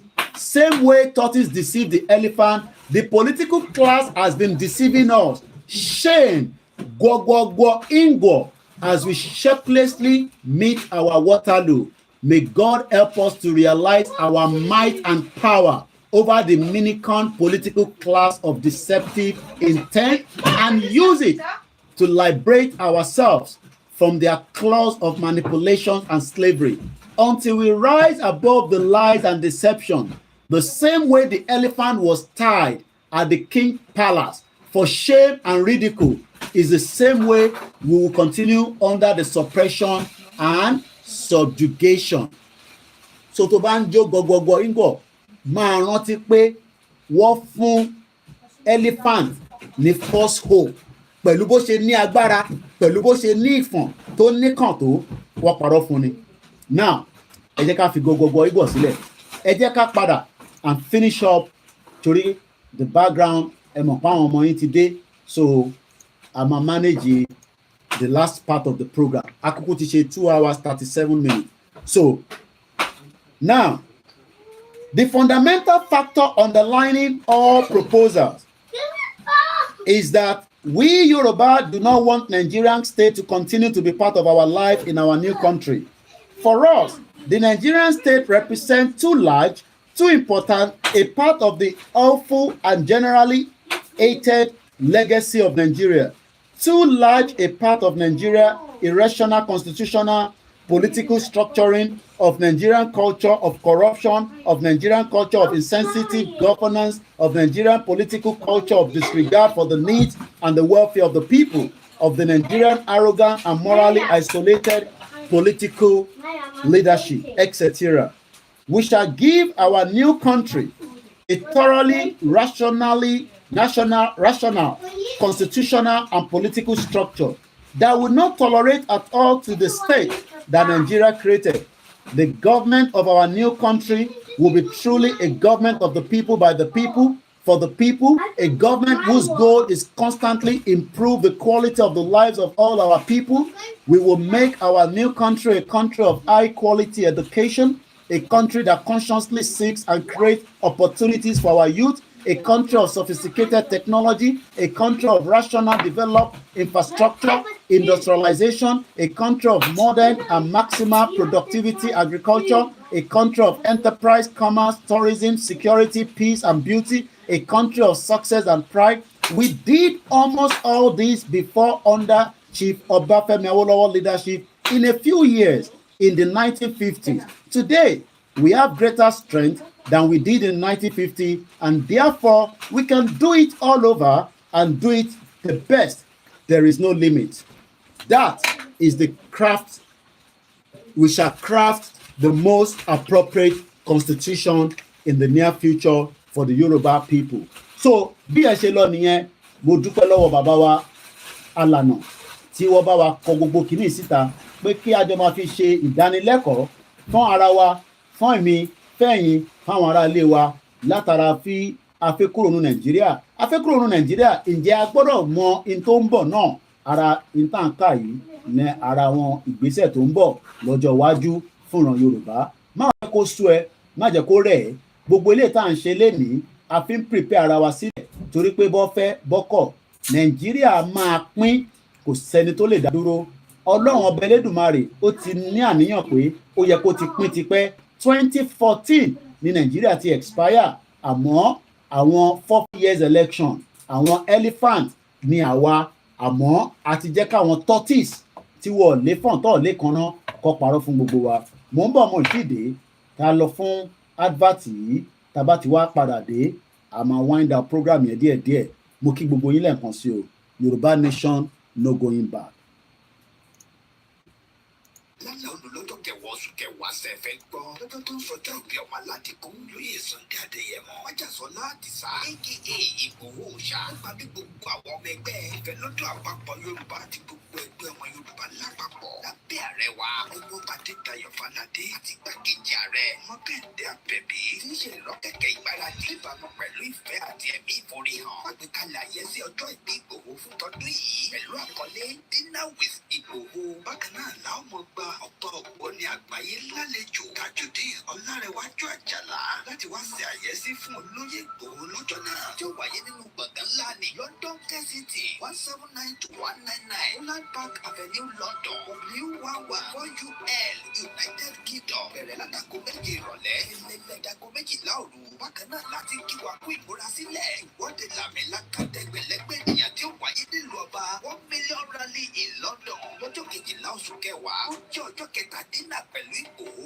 lẹ́yìn Tọ́láyọmí Koikimedia àti kálára rẹ̀ ó máa ṣàkóso rẹ̀ pẹ̀lú ọ̀kan ọ̀jọ̀kan àwọn àlàkalẹ̀ ìrọ̀rùn nípa bá a ṣe máa fi ọkọ̀ àjàgbé láàní London round course sí àwọn àgbààgbà àti àwọn abarapá gbogbo láti BBC in Oxford Street títí tí ìwọ́de fi parí sí Paris Trafalgar Square tọ́wádìí ọjọ́ kẹtàlá ọjọ́ kẹrin dinner with Ìgbòho láwọn máa ṣàbẹ̀wò lọ sí ìlú Manchester gan. Ẹ̀kúnrẹ́rẹ́ àlàyé síwájú sí i tàbí láti dá sí ètò ìfọlọ́dúnrìnlẹ̀ ẹ lè pè tàbí kí wọ́n sa Ọláyọmí Kóìkì lórí +447 594 050 97 Yàtúbí lórí 570-320-030 Tóyè Ọláòyè lórí +447-896-018-764 lápapọ̀ ọmọ Yorùbá àgbáyé pátápátá ní àwọn ẹgbẹ́ ìfọlọ́pàá àpapọ̀ ọmọ Yorùbá ṣe kí ọmọ aládìgbò wípé ẹkú ọdún ẹkú ìyẹ̀dún àti ìsàmọ́dún àsàmọ́dún sẹ́ẹ̀mí ìtayàtọ̀mọ́ Yorùbá wá wọ́n ní mídíà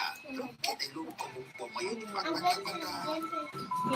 Lọ́jọ́ kẹwàá oṣù kẹwàá sẹ́fẹ̀ gbọ́ lọ́jọ́ tó ń sọjọ́ ìbí ọmọ aládìkún lóye Sunday Adéyẹmọ májàsọ́lá àdìsá aka Ìgbòho Òòṣà nípa bí gbogbo àwọn ẹgbẹ́ ìfẹ́ lọ́dọ̀ àpapọ̀ Yorùbá àti gbogbo ẹgbẹ́ ọmọ Yorùbá lápapọ̀ lábẹ́ ààrẹ wa ọmọ Adédayọ̀ Fáládé àti igbákejì ààrẹ Mọ́kàndé Àbẹ̀bí tí ń ṣe ìlọ́kẹ̀kẹ̀ ìgbáradì pẹ̀lú ìfẹ́ àti ẹ̀mí ìforihàn àgbékalẹ̀ àyẹ́sí ọjọ́ ìbí Ìgbòho fún tọdún yìí pẹ̀lú àkọlé Dinner with Ìgbòho. Bákan náà làwọn gba òní àgbáyé lálẹ́ Tajudeen Ọlárẹ̀wájú Àjàlá láti wá sí àyẹ́sí fún olóyè Ìgbòho lọ́jọ́ náà tí ó wáyé nínú gbọ̀ngàn ńlá ní London Kensington 199 Holland Park Avenue London W11 4UL United Kingdom bẹ̀rẹ̀ látago méje ìrọ̀lẹ́ ilẹ̀ dago méjìlá òru. Bákan náà láti kí wọn kú ìmúrasílẹ̀ ìwọ́de làmìlàkàtẹ́gbẹ̀lẹ́gbẹ̀ ènìyàn tí ó wáyé nílùú ọba 1 million rally in London lọ́jọ́ kejìlá oṣù kẹwàá ó jẹ́ ọjọ́ kẹtàdínlá pẹ̀lú Ìgbòho lẹ́yìn Tọ́láyọmí Koikimedia àti kálára rẹ̀ ó máa ṣàkóso rẹ̀ pẹ̀lú ọ̀kan ọ̀jọ̀kan àwọn àlàkalẹ̀ ìrọ̀rùn nípa bá a ṣe máa fi ọkọ̀ àjàgbé láàyè London course sí àwọn àgbààgbà You watch that when you get home back. láti BBC in Oxford Street títí tí ìwọ́de fi parí sí Paris Trafalgar Square tọ́wádìí ọjọ́ kẹtàlá ọjọ́ kẹrin dinner with Ìgbòho láwọn ṣàbẹ̀wò lọ sí ìlú Manchester gan. Ẹ̀kúnrẹ́rẹ́ àlàyé síwájú sí i tàbí láti dá sí ètò ìfọlọ́dúnrìnlẹ̀ ẹ lè pè tàbí kí wọ́n sa Ọláyọmí Kóìkì lórí +447-594-050-979 Yàtúbí lórí. Tell that boy to stop that. 570-320-030 Tóyè Ọláòyè lórí +447-896-018-764 lápapọ̀ ọmọ Yorùbá àgbáyé pátápátá ní àwọn ẹgbẹ́ ìfọlọ́pàá ọmọ Yorùbá ṣe kí ọmọ aládìgbò wípé ẹkú ọdún ẹkú ìyẹ̀dún àti ìsàmọ́dún àsàmọ́dún sẹ́ẹ̀mí ìtayàtọ̀mọ́ Yorùbá wá wọ́n ní mídíà ló ń kéde lórúkọ gbogbo ọmọ Yorùbá pátápátá. Mo kí gbogbo wa pé ẹ ṣé tí ẹ tún darapọ̀ mọ́ wa lórí ìkànnì. Mo ti ẹ́díìtì táítù yẹn kó lè reflect mọ́ intaka ní orí ètò tálẹ́ yìí nípa constitution tó máa ṣiṣẹ́ fún wa tí kò ní dàbí gbọ́gbọ́gbọ́ ingọ̀ ìyẹn ìjàpá àti irin tí ìjàpá sọ fún irin pé wọ́n nídẹ̀ ní palace torí òun ló máa jẹ chairman ní festival tó fẹ́ ṣe níbẹ̀. Nígbà tó gbé débẹ̀ ló sọ fún ọba pé ẹni tó ní mú wá mo ti bẹ́ẹ̀ mú wá o ìjàpá irin wa ń béèrè pé bọ́tí tó sọ fún mi kọ́ nìyẹn. That is the deceit. Irọ́ tó ti pa fún ọmọ Yorùbá for a very long time nìyẹn. So tá a bá wá ń sọ fún ọmọ Yorùbá lálẹ́ pé Nigeria has been a creation of lies and àwa la máa wá gbára wa sílẹ̀. Kódà Ọbásanjọ́ náà sọ pé èyí lẹ máa gbára yín sílẹ̀ o.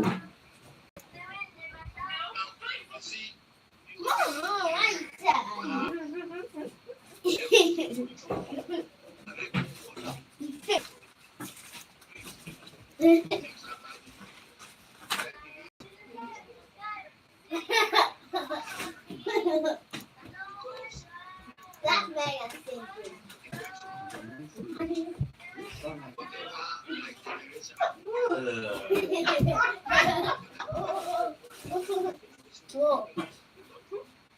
Above my head.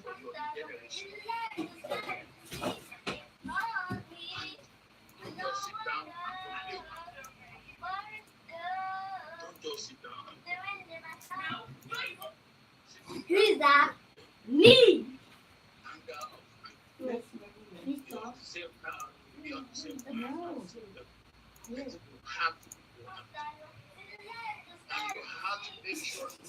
Was that now singing? Is that our house? Here! And our TV's on the ground. Mom, that didn't put anything. Why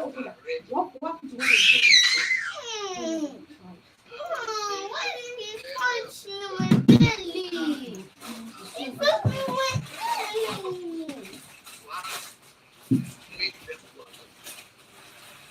Punch me with belly. She loves me more. It's up for me, mommy. Get down. I can't because they keep punching me. Well, we have to bring pressure, make it ungovernable for them. Obasanjo said it's not for violence, and it is only for the purpose of putting the pressure. So gbogbo èyí tí ẹ fẹ́ bá wa dá sí ilé iṣẹ́ ti tọ̀dọ̀ tiwa náà pé ẹ mọ̀nà tí ẹ máa fi bá wa dá sí. I hope my audio is out. Okay, yeah, it's out, yeah. Ọ̀nà tẹ́lẹ̀ fi bá wa dá sí òun náà ni ó wà ní iwájú yìí. Mo kí àwa mo dúpẹ́ Bello, mo kí gbogbo ẹni tí mo tí kí bàbá wa Ògúnṣẹ́gun Adébánjọ, mo kí bàbá wa Àyìndé Usman, mo kí ẹ Tokyo 778, mo kí Erinjọ B Julius, mo kí Team Exclusive 01 Olúwafẹ́mi Olúwafẹ́yì Kẹ́mi, mo kí yín mà, mo kí gbogbo ẹ̀yin doctors wa tí ẹ wà nulẹ̀. Dizzy man, thank you so much. Don Ojas, thank you. Mo kí gbogbo ilé iṣẹ́ kọ̀ọ̀kan. Mr. J TV, mo kí yín. I have about 12 minutes. Ẹ jẹ́ kí n fi àwòrán tí mo ṣe ní ilé iṣẹ́ LMD Motors. Mo ní nílùú òyìnbó, mọ́tò ó wà lára tí ó ṣìpù jù tó bá níṣẹ́ tó wà lọ́wọ́. A fẹ́ yẹ kí ọmọ Yorùbá lè ra mọ́tò tuntun. A fẹ́ yẹ kí ẹ máa ra mọ́tò láti Amẹ́ríkà tí wọ́n ti lò kù. A fẹ́ kó jẹ́ pé ilé iṣẹ́ tiwa nílẹ̀ Yorùbá a máa produce mọ́tò tí a lè máa lò. Ẹ jẹ́ ká jọ wo fídíò yìí. Mo mọ̀ pé ẹ̀yin kan ti máa rí, but ẹ̀yin kan ṣe. But since a wà lórí live yìí, ẹ jẹ́ kí n kàn fi wọ̀nyí briefly kí n fi fún yín pé ọ̀nà àbáyọ tó wà náà ni pé let's pull out together and you will realize that the future will be innovative. The future will be branded and it will work for me, it will work for you. Ẹ jẹ́ ká jọ wo fídíò yìí tí mo ṣe ní ilé iṣẹ́ LMD Motors, ìyẹn tí wọ́n pè ní Volkswagen. I will mute my own mic and let's listen to it together.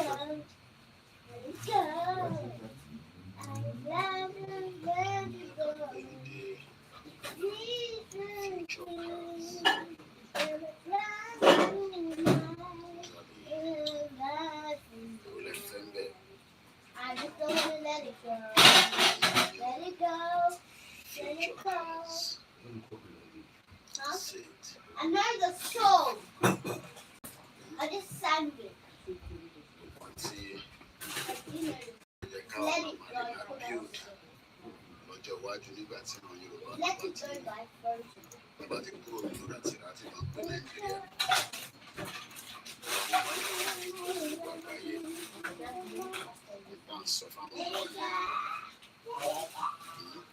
nípa ń sọ fáwọn èèyàn ṣòrí tó sọ síbẹ̀ ask about the finance ìgbà tó bá ní owó ló máa gun mọ́tò lóyìnbó tó bá ti ní good credit you're up and ready to go.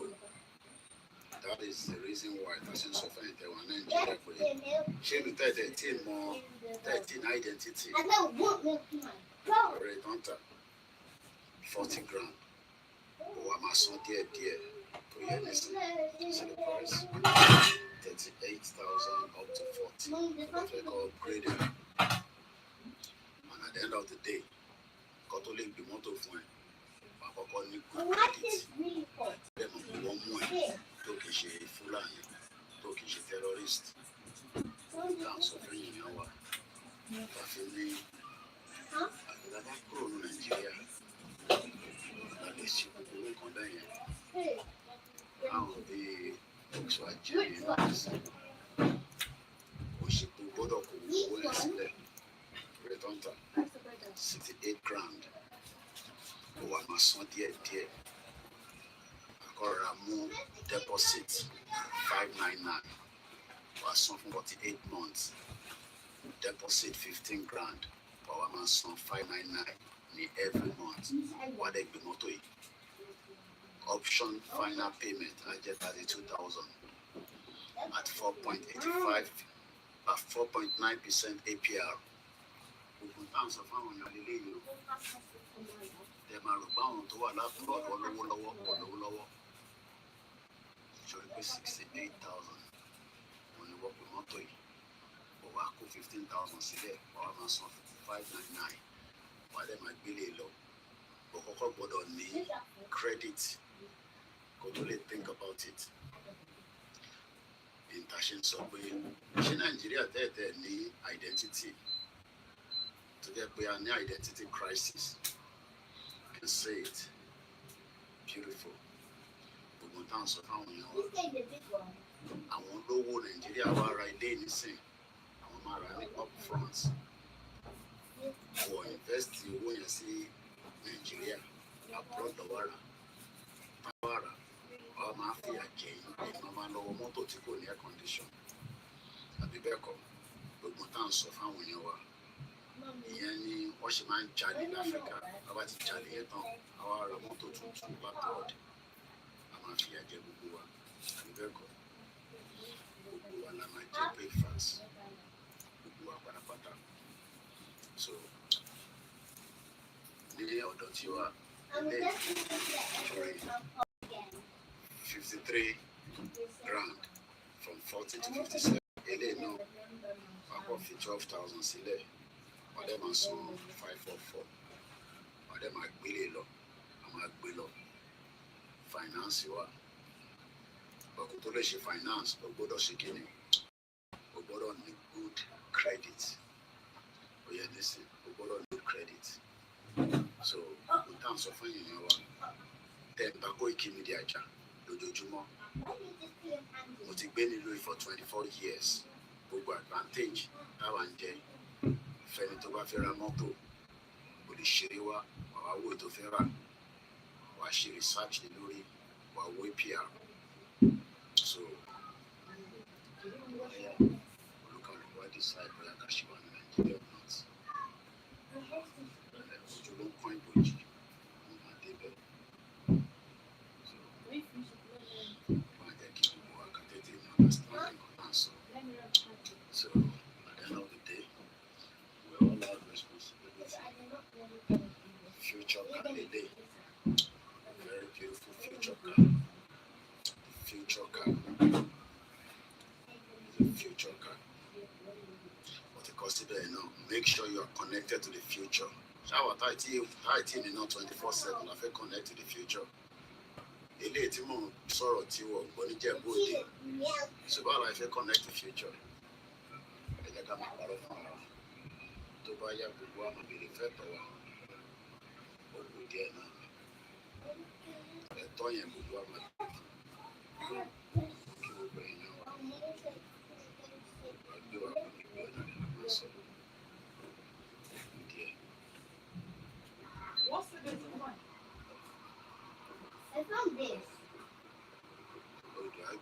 kò ní gbé ọ̀dàlẹ̀ òun la máa ń sọ àbí àwọn wa lọ́dà àwọn politicians wa ní ọ̀dàlẹ̀ àwọn ni wọ́n ń fìyà jẹ wá àwọn lọ́kọ̀ gbogbo wa sínú ìdààmú tí gbogbo wa wà lélẹ̀ àwọn lọ́ní ká lọ máa bẹ ọlọ́run nígbà tó mọ̀ pé ọlọ́run ti fúnlẹ̀ Yorùbá ní gbogbo tó fẹ́ látòkè nílẹ̀ àní láti ṣe máa lọ tó máa wá ọlọ́run kankan. All we need to do is now ask for the right thing and do the needful. But at the end of the day, Tabana fed the right thing. Chori gbogbo mọ́tò yẹn. Chori gbogbo mọ́tò yẹn. Chori bó ṣe wà. Chori gbogbo mọ́tò yẹn. Àwọn wa kó cash. Wá kó cash wá láti Nàìjíríà. Àwọn wa ra ilé. Wá ra ní cash. Àwa tí a jẹ́ ọmọ nílùú gan. Ní cash láti rà lábroad. Kí la máa ń ṣe? A máa san díẹ̀díẹ̀. And these are the reasons why I ṣe sọ fún ọmọ Yorùbá pé ẹ jẹ́ ká get the hell out of Nigeria. But you know, fẹ́ kúrò ní Nigeria. A406 not circular aláwa rẹ̀. A406 náà pé bíbá. Àwọn tó bá wà ní UK. Gbogbo wa ni máa ń show in different motorways. Mo kí gbogbo wa. You can watch the full video. Mo kí ẹ sister mi Eunice Uchechi Otojo Mẹ́ta. Mo ní gbogbo ìgbà tí bá ti ṣeré wá Canada lágbára Elédùmarè. I will be at place wàá wá ṣe ìdíkà icon pẹ̀lú baálé rẹ̀ gbogbo àjọ jẹun abọ́ kan. Mo kí àwa Elizabeth Adesanya. Mo kí mọ̀mísí mi You Innovate. Mo kí ẹ. Mo kí bàbá wa Adéwòye Adéṣọlá. Wọ́n ní this is the end of Nigeria and the beginning of the Yoruba nation. Thank you so much for joining me tonight, and I appreciate every single one of you without putting anybody in a malice condition. Kódà àwọn tó gbàgbọ́ pé Yorùbá máa dúró, it doesn't matter. Time will tell, and I can tell you, time will actually tell. As I leave us tonight, we will continue multiple videos when I'm outdoor. Short videos, giving you different locations and telling you how things are meant to be. If truly Nigeria was a country, Nigeria was never a country. The British knew that, everybody knew that, but because the lies that we have been told, it is the end game for the 1914 amalgamation and the beginning of a Yoruba country. We are still asking for the bodies of Adogon and Alhaji Fatai. We want Nnamdi Kanu to be released as Igboho is free, even though Igboho was arrested in Benin Republic and he was free by President Talon. We hope Tinubu will do the needful. 1914 amalgamation was a fraud, and that fraud has expired. We will then bring the end of Nigeria through every means, and I mean it, through every means. But the first means is to keep that education going for as much, as long as we can, and that is exactly what we are doing. Moki Bugulile and Conceal. Daniel Adeyemi Moki. If I didn't mention your name, Ojepa Fojupanyere, Moki Bugbo, our media as well, independent media, and the rest of you.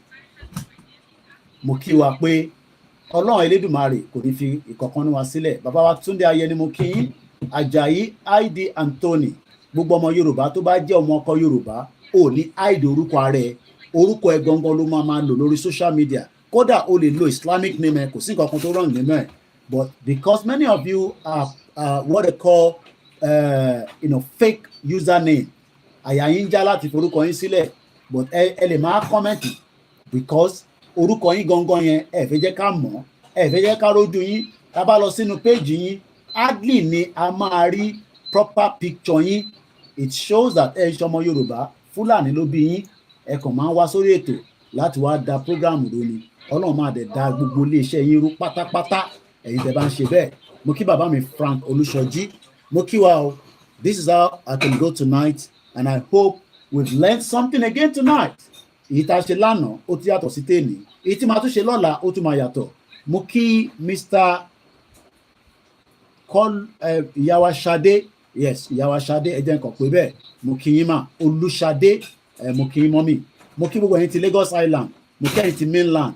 Mo kí gbogbo ilẹ̀ Yorùbá o. Lẹ́ẹ̀kan sí i, mo kí bàbá wa Akíntóyè. And on that note, mo kí ẹ̀yin ti Mixlr, mo kí ẹ̀yin ti Twitter space, Akéde mo kí yín. I won't take any more calls because the house is a bit busy now and I need to let them have their space as well as usual. so ní pé gbogbo wa náà lájọ manage so kó má dàbí ìgbà tó yẹ pé bàbá yìí ibi wọn náà ti wà lórí ètò láti wákàtí mẹ́ta jẹ́ káwa náà rí tv wò gbogbo yẹn náà la ṣe ń sọ pé iṣẹ́ tá gbé dání Ọlọ́run nìkan ni a fi yẹ kó san wá lẹ́san kò ń ṣèyàn kankan tí wọn náà bá rò pé easy set up studio sínú ilé ẹ kó máa pariwo Yorùbá ni kó wá wo bó ṣe máa lọ after 1 year Mr. Mustapha Lawa mo kí mọ́mísí mi náà dáadáa pé gbogbo ìgbà tí a bá ń rin yín ìdùnnú lẹ jẹ́ fún wa àtàwọn tó mọ̀ yín mo kí gbogbo yín tí ẹ wà ní Muslim Association of Nigeria ẹ kú palẹ̀ mọ́ bàbá wa Olóyè Ìgbòho tó ń bọ̀ ní London láìpẹ́ yìí lẹ́ẹ̀kan sí mo kí gbogbo àwọn Christian Association tó wà ní gbogbo ibi tó wà last Sunday mo kí yín o mo kí àwọn Biafra mo kí bàbá wa Babatunde Salau if I omit your name ẹ má fi ṣèbínú rárá not of any reason it's just probably maybe I did not see you ẹ sọ fáwọn kábíyèsí ẹ sọ fáwọn politicians wa pé àwa lá nílẹ̀ wa o ẹ má yẹ ká kọjú ara wa síra wa a sì ń ṣe ọmọlúàbí torí pé ọmọlúàbí ni wa but one day gbọgbọgbọ igọ kò ní wọ́ọ̀kì mọ́ fún yín o a máa wojú ara wa o Orun Ayọ̀lá máa sùn ó dàárọ̀ o Ọláyọmí Kóìkì lè ní jẹ́ tí gbogbo yín mọ̀ sí Koikimedia bringing the world closer to your doorstep good night.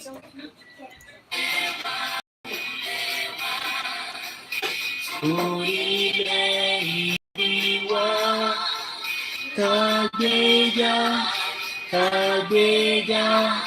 kàgbéga fàlẹ́rí ìgbàgbọ́ wà ní bàtí bẹ̀rù làbọ̀ mọ́ ká ṣiṣẹ́ kájọba ìṣọ̀kan tó nira ìkẹjẹ ká máa lè pa tẹ̀síwájú fọ̀pọ̀ ire àtòwò tó dára. Ọmọ Oòduà dìde lọ sí ipò ẹ̀tọ́ rẹ ìwọ ni ìmọ́lẹ̀ ògo adúláwọ̀.